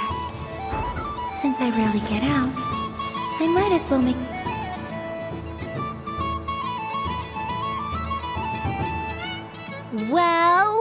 Well, look who it is. I heard someone went and disappeared on us the moment we let her out of our sight. They looked all over for you. Frankly, I didn't think you'd be back for Moon Prayer Night. Were you worried about me, Sandrone? You would like that, wouldn't you? Do you even hear what you're saying? It seems to me like you disguised yourself with festive headgear, just so that you could come see me on Moon Prayer Night and make sure I'm okay. You didn't even bring Polonia with you. You? I thought you couldn't see. I cannot. But I sense the confusion of those around us rippling through the Kuvaki currents. Based on what I know about you, let me guess what you're wearing. Is it cat ears? Shut up!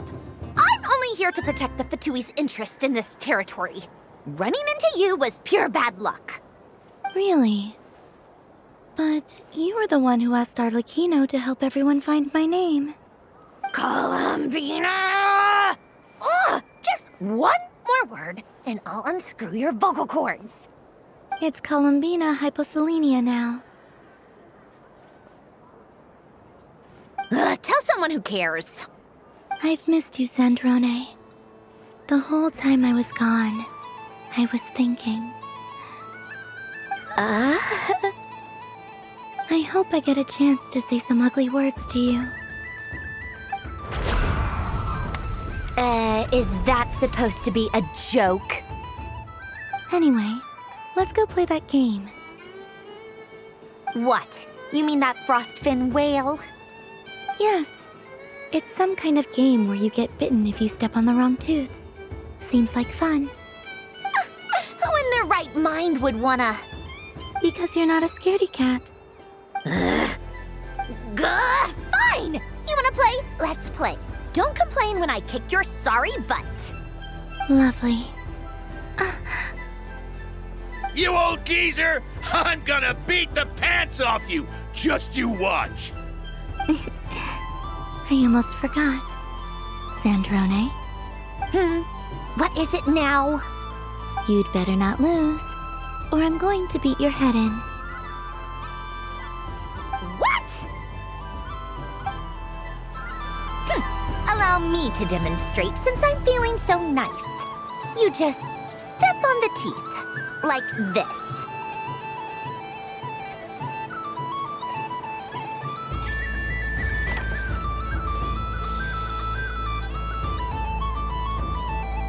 Which should I pick?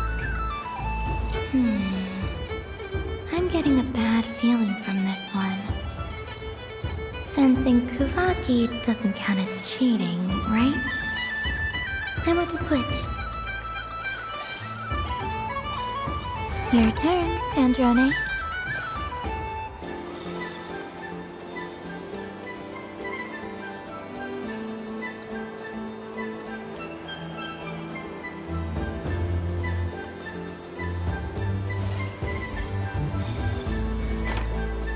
Don't come crying to me if you get bitten.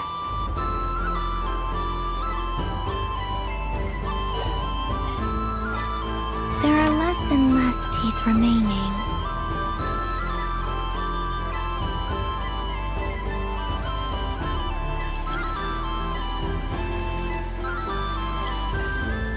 Huh? What's that noise?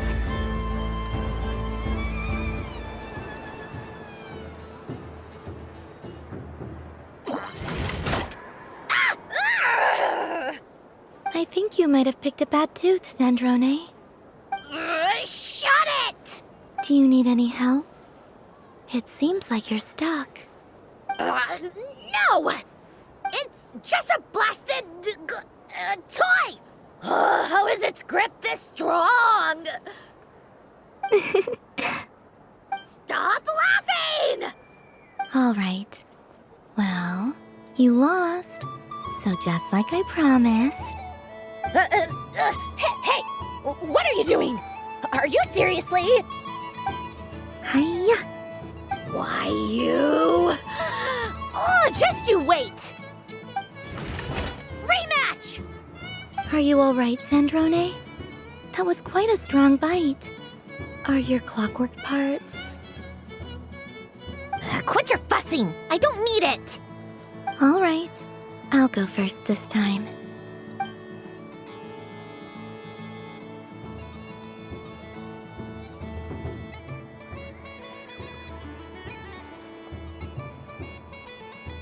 I see it now. She can sense which teeth are rigged. So I just need to avoid the same ones that she does.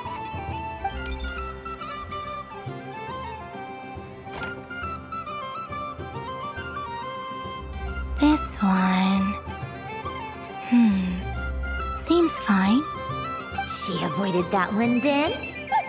Now I've got you. All right, my turn.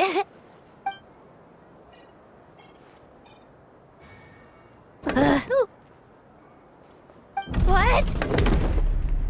Looks like you lost again, Sandrone. Wait! There's more than one bad tooth! Bonk.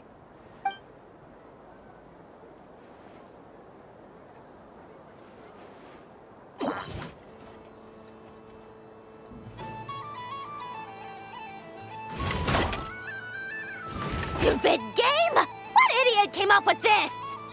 Are you alright, Sandrone? You said some nasty things just now. Oh, I'm peachy. Should I let you bonk me on the head as well?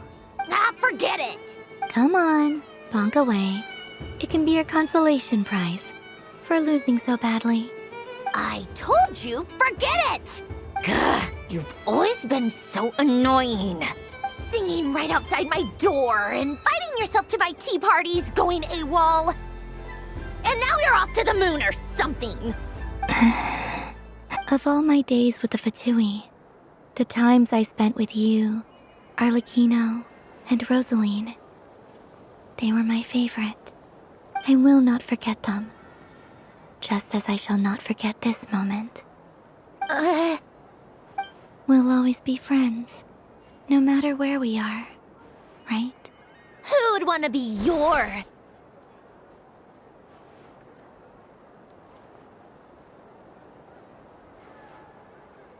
I'll miss you, Sandrone.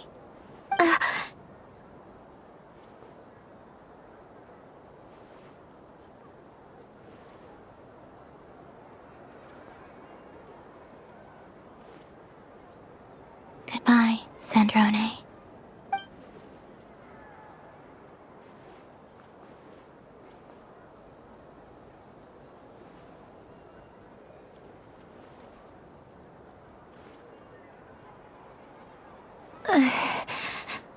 I'll miss you too, Columbina. Sorry, what was that? Ah! Ah! Yeesh! No need to freak out. What's wrong? We've been looking everywhere for you. What do you want? Oh, nice ears. What do you want? This! Huh? It's your turn to draw something. You're one of her friends too, aren't you? Doesn't know how lucky she is. Sorry? Nothing. I'm done. Take it. Oh, that was fast. Oh, and one more thing. Last time we spoke, you mentioned you were interested in the Narcissan Kreuz Ordo's research, remember? There were too many people when we last met, so we didn't get the chance to do this. What are you talking about?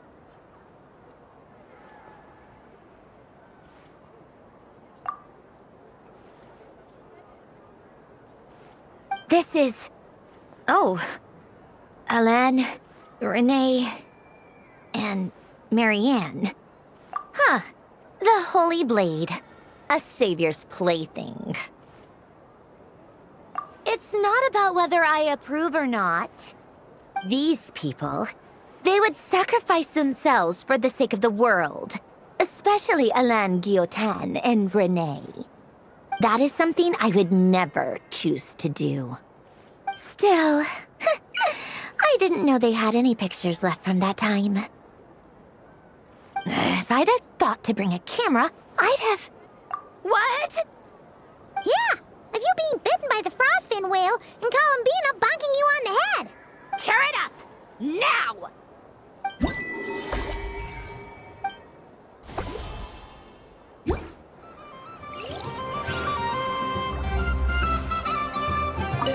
What's there to see on that moon anyway?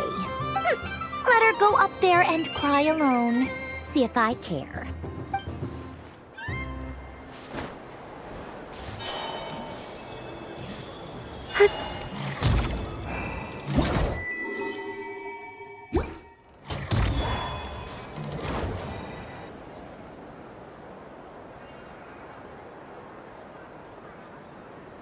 This doesn't make any sense. How am I losing every single time? Wait, Inefa, you're cheating, aren't you?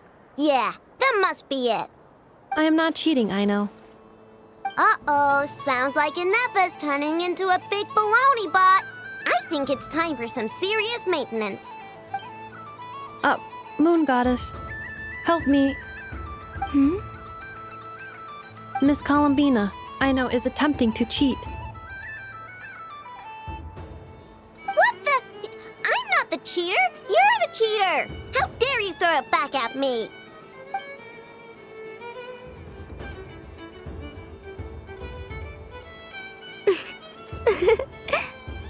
All right, fine. Let's all laugh at Aino.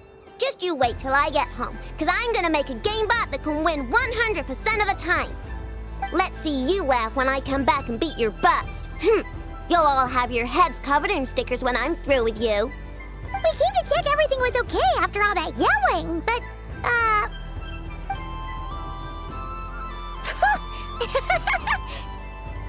Whatever it is, it sounds like cheating is allowed. Kuhenki concentration. Each player starts with differently colored kuhenki. Each round, they draw one kuhenki from their opponent. When a player has two kuhenki of the same color, they make a pair and can be discarded. Any that can't form a pair must be kept. The round ends when a player can't form any more kuhenki pairs, and that player gets a sticker. ooh, can 4 people play as well? That is fine, so long as the turn order is fixed beforehand. Alrighty then. In that case, the 2 of us will join as one team. Okay, but if you lose, you're both getting stickered. I don't want to hear any excuses. Sure. And if we win? If you win, only one of you gets to sticker someone else. I have taken to calling this. I know logic. Hey, lay off me, alright? Okay, so we're starting the game from scratch again, which means all my stickers so far don't count. Looks like Luonatar is the Kuhenki of honor for this game. Anyway, let's go clockwise, starting from Inefa.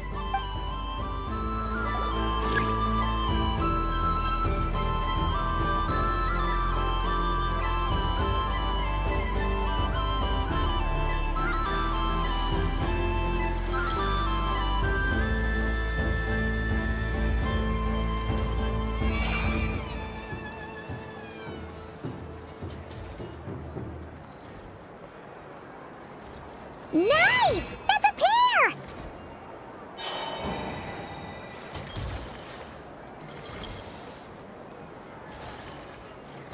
Go, go, fly!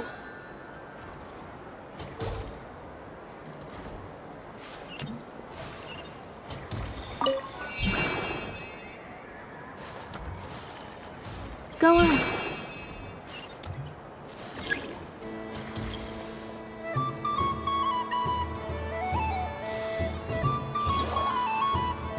I have a pair.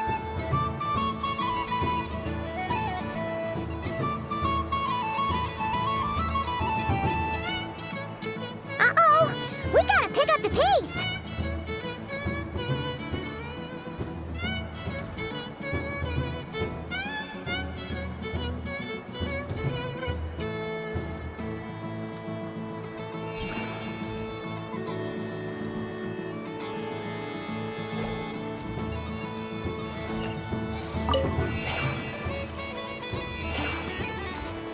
I win.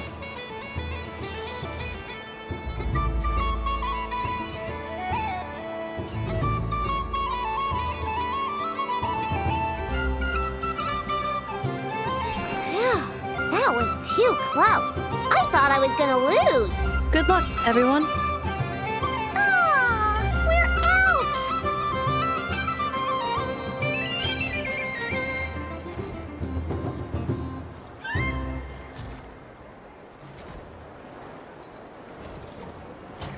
Let me pick a good one. What's it gonna be? You're looking very pleased with yourself there. What happened to being a huge Grumposaurus? I won.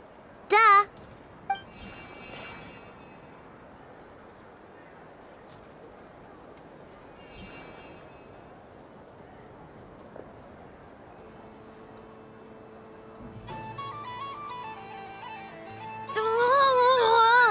Me again? Don't fidget too much, Ino, or the sticker's going to fall off. I don't care. If it falls off, it falls off. If a pair of Kuhengi get discarded, why not a pair of stickers? Huh? Huh?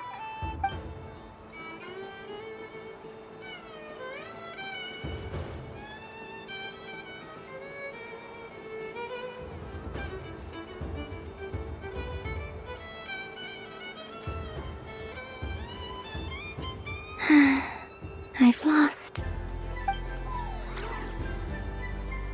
Sticker, sticker, sticker!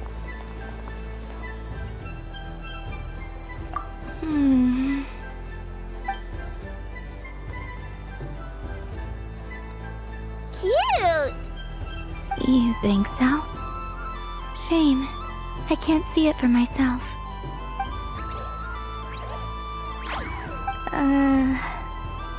What did Luanatar say? She said it looks so cute that she wants me to lose a few more rounds.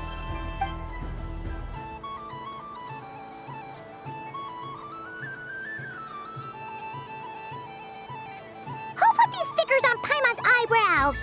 Ugh, she can barely see! Alright, now, I think we got enough evidence to prove that there's a serious problem here. Yes, I agree as well. The culprit is... Ineffa! Culprit? What did I do? Quit acting dumb, Ineffa! You're not wriggling your way out of this one. I've been watching you.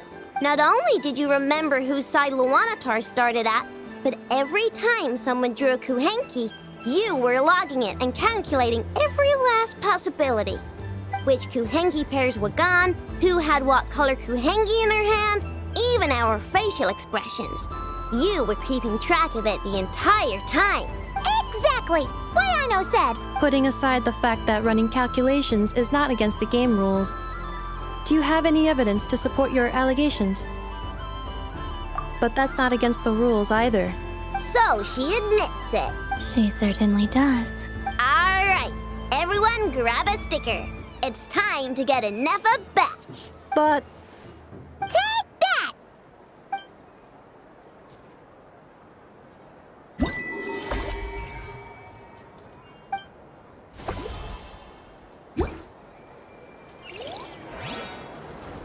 Robot show will start in 5 minutes. We thank you for your patience.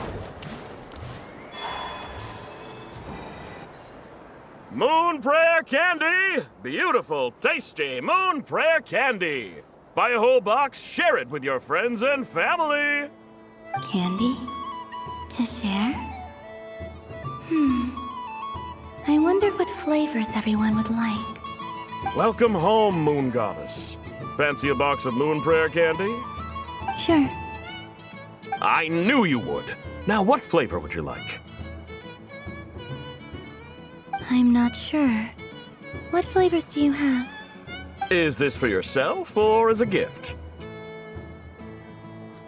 A gift for my friends. Ah, I see. In that case, I'd recommend apple, lockaberry, or midsummerberry. Those are the most popular. Do you have nocturnal blossom flavor? Huh. I've seen couples give those as gifts before, but I did not know they were edible. No? Okay then. Moonfall silver? You did say this was for friends, right?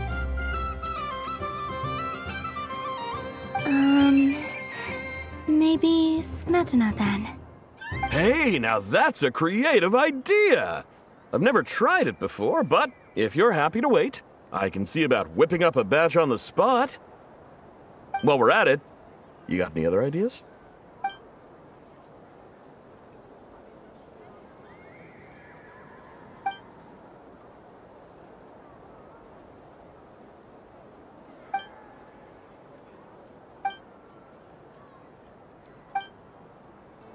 Here you go. Every flavor you asked for is in there. Thank you. Haha, I should be the one thanking you! You brought me a whole bunch of new business. It's like a genuine blessing from the moon goddess. I hope you and your friends have a lovely night.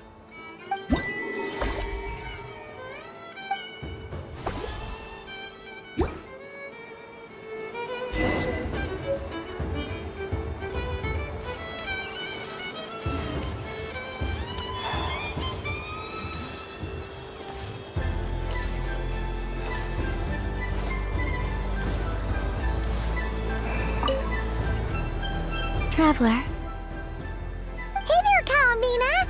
Are you done checking out the festive amusements already? Are you sure you don't want to look around some more? You might not get another opportunity like this for a while. Right now, what I'd like to do is...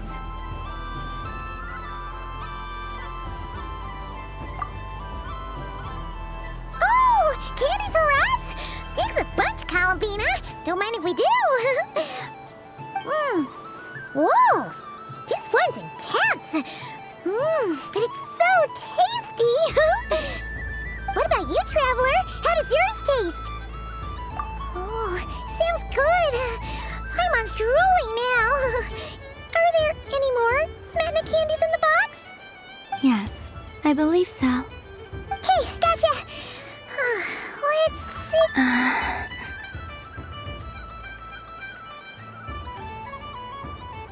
Sure.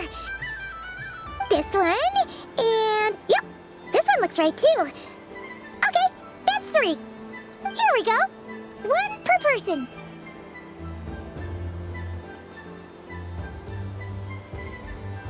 It's so sweet.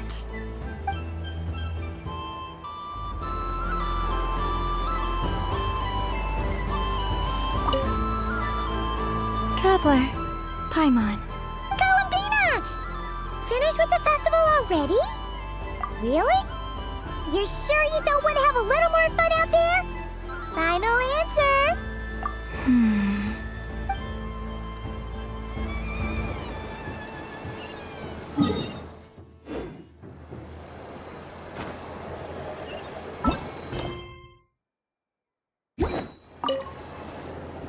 Traveler. Columbina! Finished? Really? You're sure you don't want to? Yes.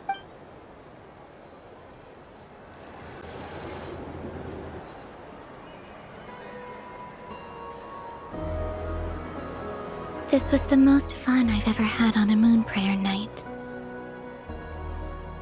Everywhere I went, people were saying, "Welcome home," and there were friends at every turn. I only wish it could last longer than one night. Oh. Yes, you're right. The moon prayer blossoms.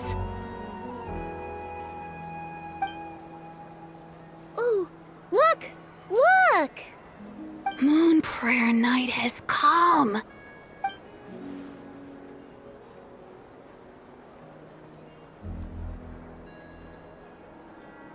The moon.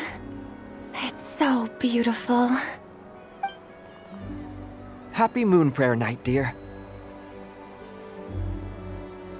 Happy Moon Prayer Night!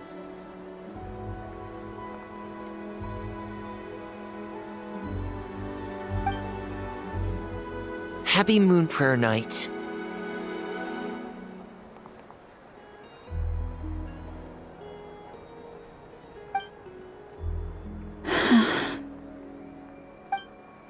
Aww.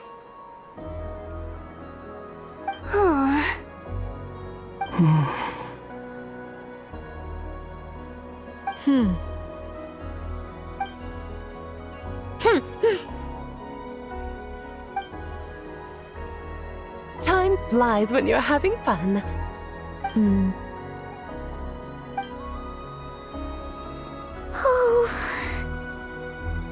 Looks like the time has come. Columbina. You're heading off, then? Yes, to the ruins you mentioned. And from there, back home to the moon. Wait! I know? At least... Take one of our craft shop's crumb cookies up to the moon with you. You know, for a snack. Sure, why not? The Curatorium of Secrets believes in proper farewells. No story should be left without a satisfactory endnote. Never. Farewells are an important affair for the Ratniki, too. We never know when we might meet again. Haha! And here I thought grand farewells wouldn't suit tonight's mood. But I suppose friendly passion is not to be stopped, eh?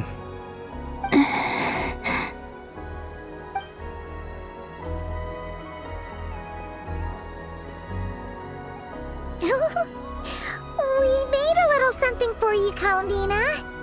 Ta-da! What is it? A Moon Prayer Night greeting card with drawings by all of your friends. You did mention that you'd like a portrait done, so I took the liberty of creating one for you. I, meanwhile, did the portrait of Mr. Albedo, and Mr. Varka did the same for me. I mean, I think my work was pretty true to life, don't you think? The picture of Ashru was my doing. The two of you seem to get along rather well. Wait, was I the only one who did a full-body picture? That's so embarrassing. I did pictures of me and Anefa. I did my own portrait and one for Hat Guy. Plus, there's the two mages, Arlecchino and Sandrone. So, if you ever miss us, just flip the card open and we'll all be right there with you. I don't know what to say. Thank you so much, everyone. This whole Moon Prayer Night was more than I could have ever asked for. It is the greatest gift I have ever received. Lauma, I figured it out. Figured what out? Remember how the Frost Moon Scions used to use milk as invisible ink to write hidden messages? That was a very long time ago. Oh, are you saying? Yes. When I miss you all, I shall use Moonlight in the same way, to write words that only you can see upon the moon itself. Wow, that sounds lovely. Quite. But how will we see them? Simply open your windows on nights when the moon shines bright, and the moonlight will naturally flow towards the words I have written. That sounds most fitting indeed. Very true to form. I'll try to write them in places that won't disturb your sleep. I, for one, would sleep all the better for having read one of your messages before settling down for the night. Exactly. So don't worry about disturbing anyone's sleep. Just promise you'll write to let us know you're okay, all right? All right. I promise.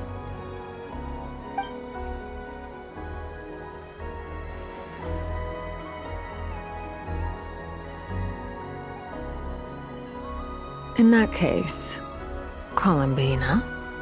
I'm ready. Very well. Let's go.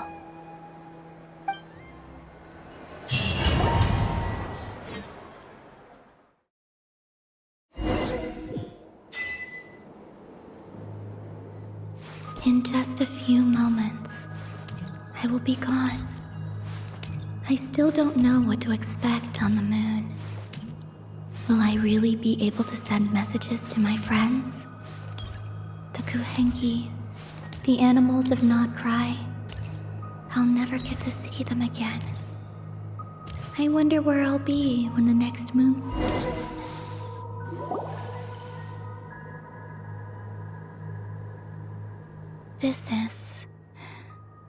This is where the people of Hyperborea used to communicate with the moons.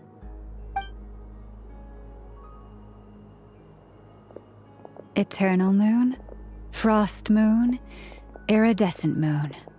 When the power of all three converge, the gate to the moons shall open. Moon marrow preparations are complete. Only the final step remains. I'm sure Nasha Town is livelier than ever at this moment. Yeah, it's a shame you couldn't be there for it, but it's now or never, right? It's fine. I'm more than happy with this. My last piece of luggage. My only piece of luggage.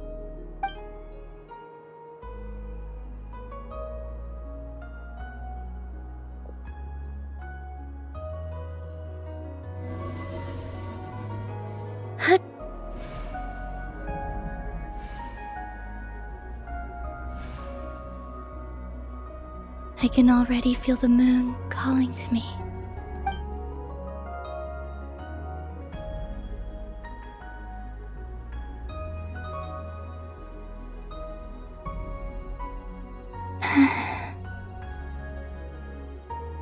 Your home lies on the far side of this light, Columbina.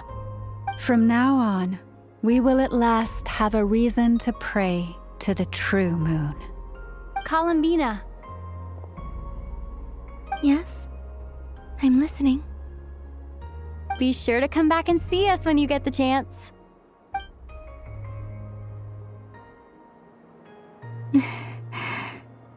Of course. But if that chance doesn't come, then remember that you have friends on this planet. People who will miss Columbina. Yes, I will. Thank you for everything you've done for me.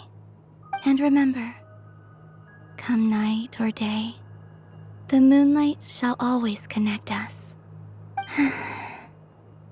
Well then, farewell, my friends.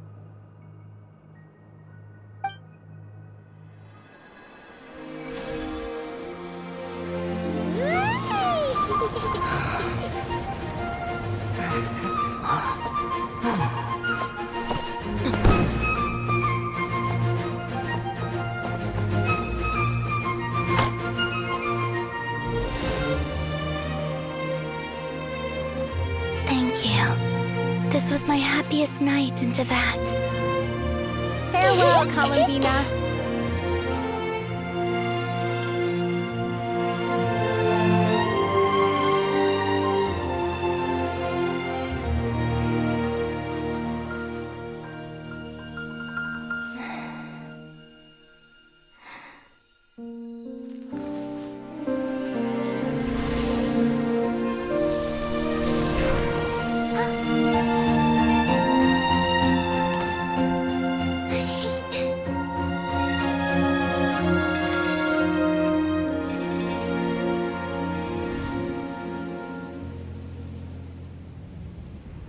The moon really is closer than ever tonight.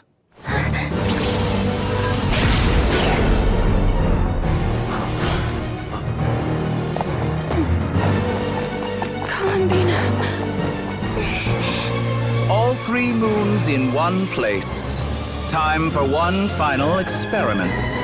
Reason, life, death, time, and space. They all believed I would fail.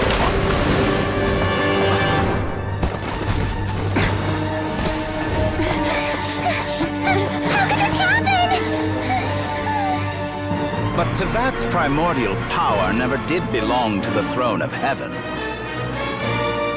And now, they are mine.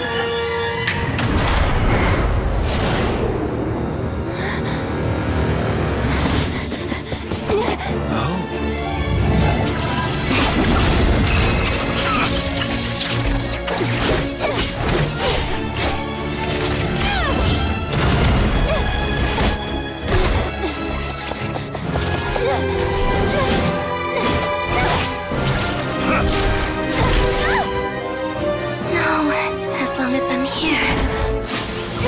doctor is free to wield the Three Moons' power.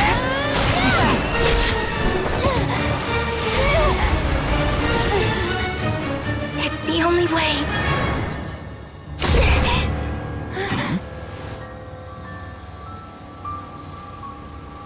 I guess I won't be going home today. Columbina! No!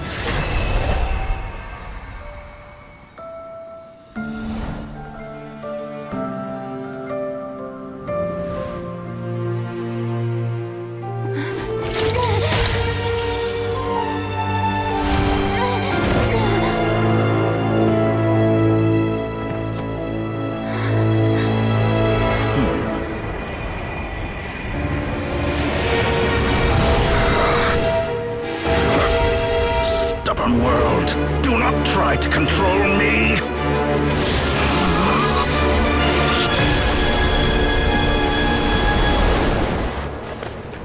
Columbina.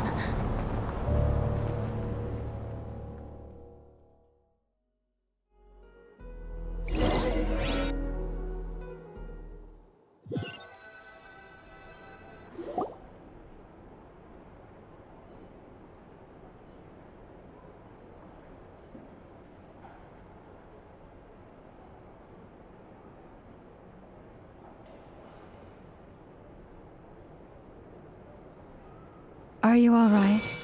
Do your wounds still hurt? I had someone prepare a little medicine that could prove effective. Take it if you need to. In that case, let me relate the contents of the call we made to Alice after the incident occurred. That Dottore is a crafty one. He distracted the Hexenzirkel by creating a huge fuss at Tevat's borders. I'd assumed that the cause was an abyssal intrusion from the outside world, which in fairness is a rather common occurrence. But after learning that you managed to influence the phantoms in Nodcry, I realized that perhaps this interference could have come from within Tevat instead. But we weren't able to change their fates. True, you couldn't change how their stories ended, but you did build some variables around yourself. Variables? Yes. Things you heard that you could not otherwise have learned. Ideas that would otherwise have never crossed your mind. All these things are variables. Of course, most variables usually pale into insignificance with the myriad of possibilities floating around. But the moment you start treating them as building blocks and intentionally stacking them, that changes things. That's what Dottore did, and it's how he created the necessary conditions so that when you activated the portal tonight, it played right into his plan. However, we have no way of knowing exactly what he did. Yeah, we also need to ascertain Columbina's status. And that about sums it up. As I suspected, Dottore has disappeared completely. If it's any consolation, he wasn't able to control Columbina as he might have wished to. Oh no! What? She did what? All we saw was Dottore appeared and used some kind of power. The next thing we knew, he and Columbina were gone and you were falling into the sea.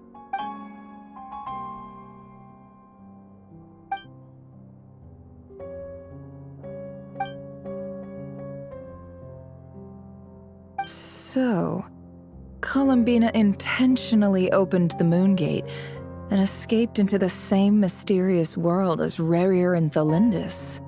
Sounds like bad news.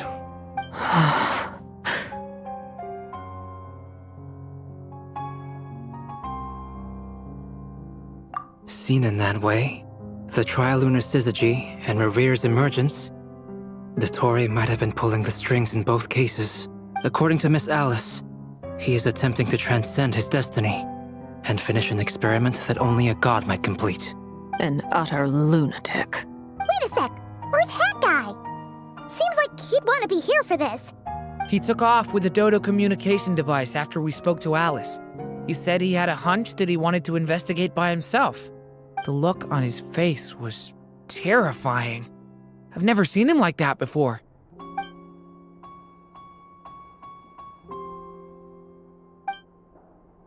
I'm back. Hat guy! I went to look for the Hyperborean phantoms again. I think I've gotten to the bottom of it. I got them to talk to Nicole on the other end of the communications line. Turns out, the history they describe is different from how Nicole remembers it. Really? But how? Surely Nicole can't have been wrong. Because the phantoms are the ones who are deceived. They speak of a savior who appeared in their history. One who never should have existed. This savior promised to create a new moon within the false sky, and even bring back their moon goddesses. Foolishly, they believed in him, and told him everything he wanted to know about the moons. It's obvious that this was Dottoro's doing. Now you mention it, the first time we entered the Hyperborean ruins, we heard the phantoms discussing their history, and I remember Nicole commenting that something sounded a little strange. But Dottori shouldn't have been able to get in there in the first place. He didn't. Nicole said that this was an anomalous state triggered by disruptions in the causal connections between phantoms from the same era.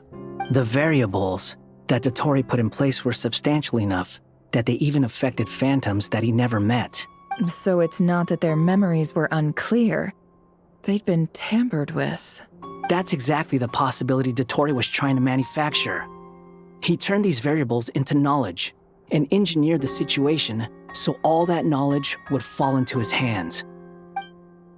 Then, he harnessed that knowledge on Moon Prayer Night to truly create a false moon. How is that even possible? To be precise, he exploited a weakness in the way the spell works. The spell senses Kuvaki to detect the moon's location. So, as long as the false moon more strongly resembled the moon than the frost moon beyond the skies, the gate would teleport Columbina to the false moon's location. In other words, to Dottoro's side. Once he had her under control, the teleportation spell remained active, and he manipulated her power to seize both moon marrows. At that moment, the moon marrows disappeared right before our eyes. It was already too late, even as we were leaving the ruins. By then, Dottore had already amassed the power of all 3 moons. So, where does that leave us? What do we do now? I'd certainly like to know what Her Majesty thinks, now that the concerns I expressed to her have come to pass. But we cannot simply sit and wait for her to decide the matter. And in any case, it is not the Fatui Harbinger Damselette who sees us as her friends, but rather Columbina Hyposelenia. If, even in such extreme circumstances, Her Majesty will not lift the prohibition on Harbingers drawing steel against one another, then I will do as my heart demands. I will fight as Peruware instead. Oh, Arlecchino! Time is short, so I'll make the first move.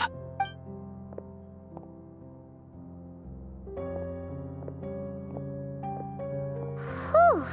Even Arlecchino seems to be losing her cool now.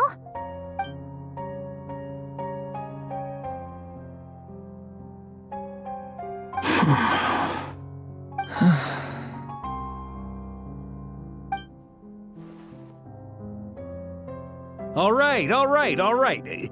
Lose those dejected looks for a moment and let me get a word in. It looks bad, I won't lie. Very bad, in fact. So Dottori's pulled some real dirty tricks to gain the upper hand. For now. And yeah, it's to the point where even the mages say that his variables have affected destiny. I'm not so sure, though. Many have told me that Tevat's destiny is fixed, and that does appear to be the case. Well, what makes Dottori so sure he'll be the exception? And since he was able to stack these variables up, who's to say we can't do the same? You of all people should not be discouraged, traveler from afar. This isn't over yet. And you're not alone in that. Everyone here does, whether they've spoken thus far or not. But none of us are the type to sit back and wait for the sun to shine again. That's exactly how a knight should roll. If they knock you down, you get back up and get back in it. Don't forget, Honorary Knight, you're a legitimate member of Mondstadt too. For Jack is right. This is far from over. Dottoro's already way overdue a butt-kicking given his past shenanigans. And after this, he's earned himself a double dose. That's what I'm talking about! How's everyone else feeling? I'll use Kuvaki to investigate Columbina's whereabouts. I am not ready to give up either. Leave the intel gathering to me. Whatever happens within Nodcry's borders, when the Curatorium of Secrets wants to be in the know, we always find a way. Aino and I will do all we can to support you.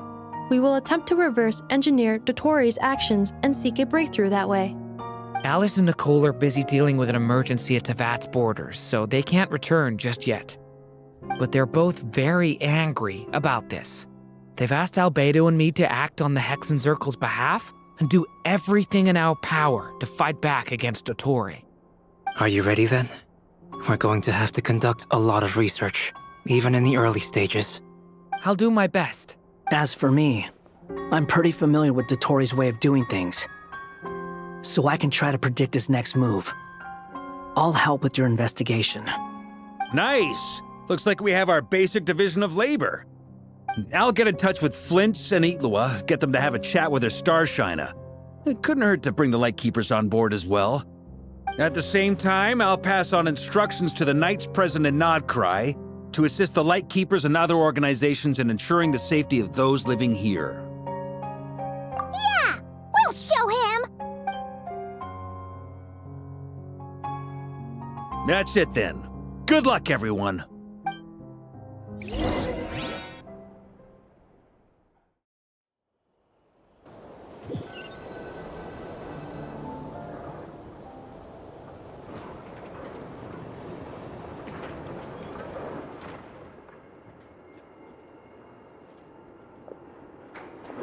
I never thought that Columbina would become my real name. It went from being a Fatui code name to something my friends call me. And remember, come night or day, the moonlight shall always connect us.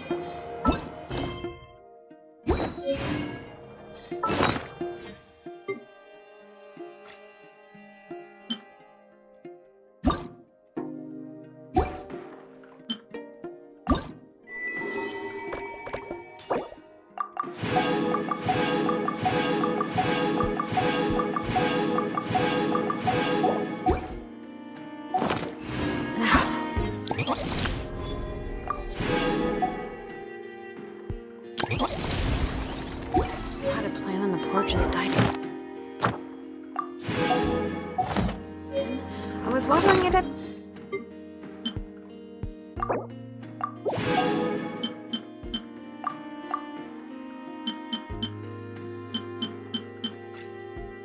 Day. Ugh, don't tell me I overdid it this time.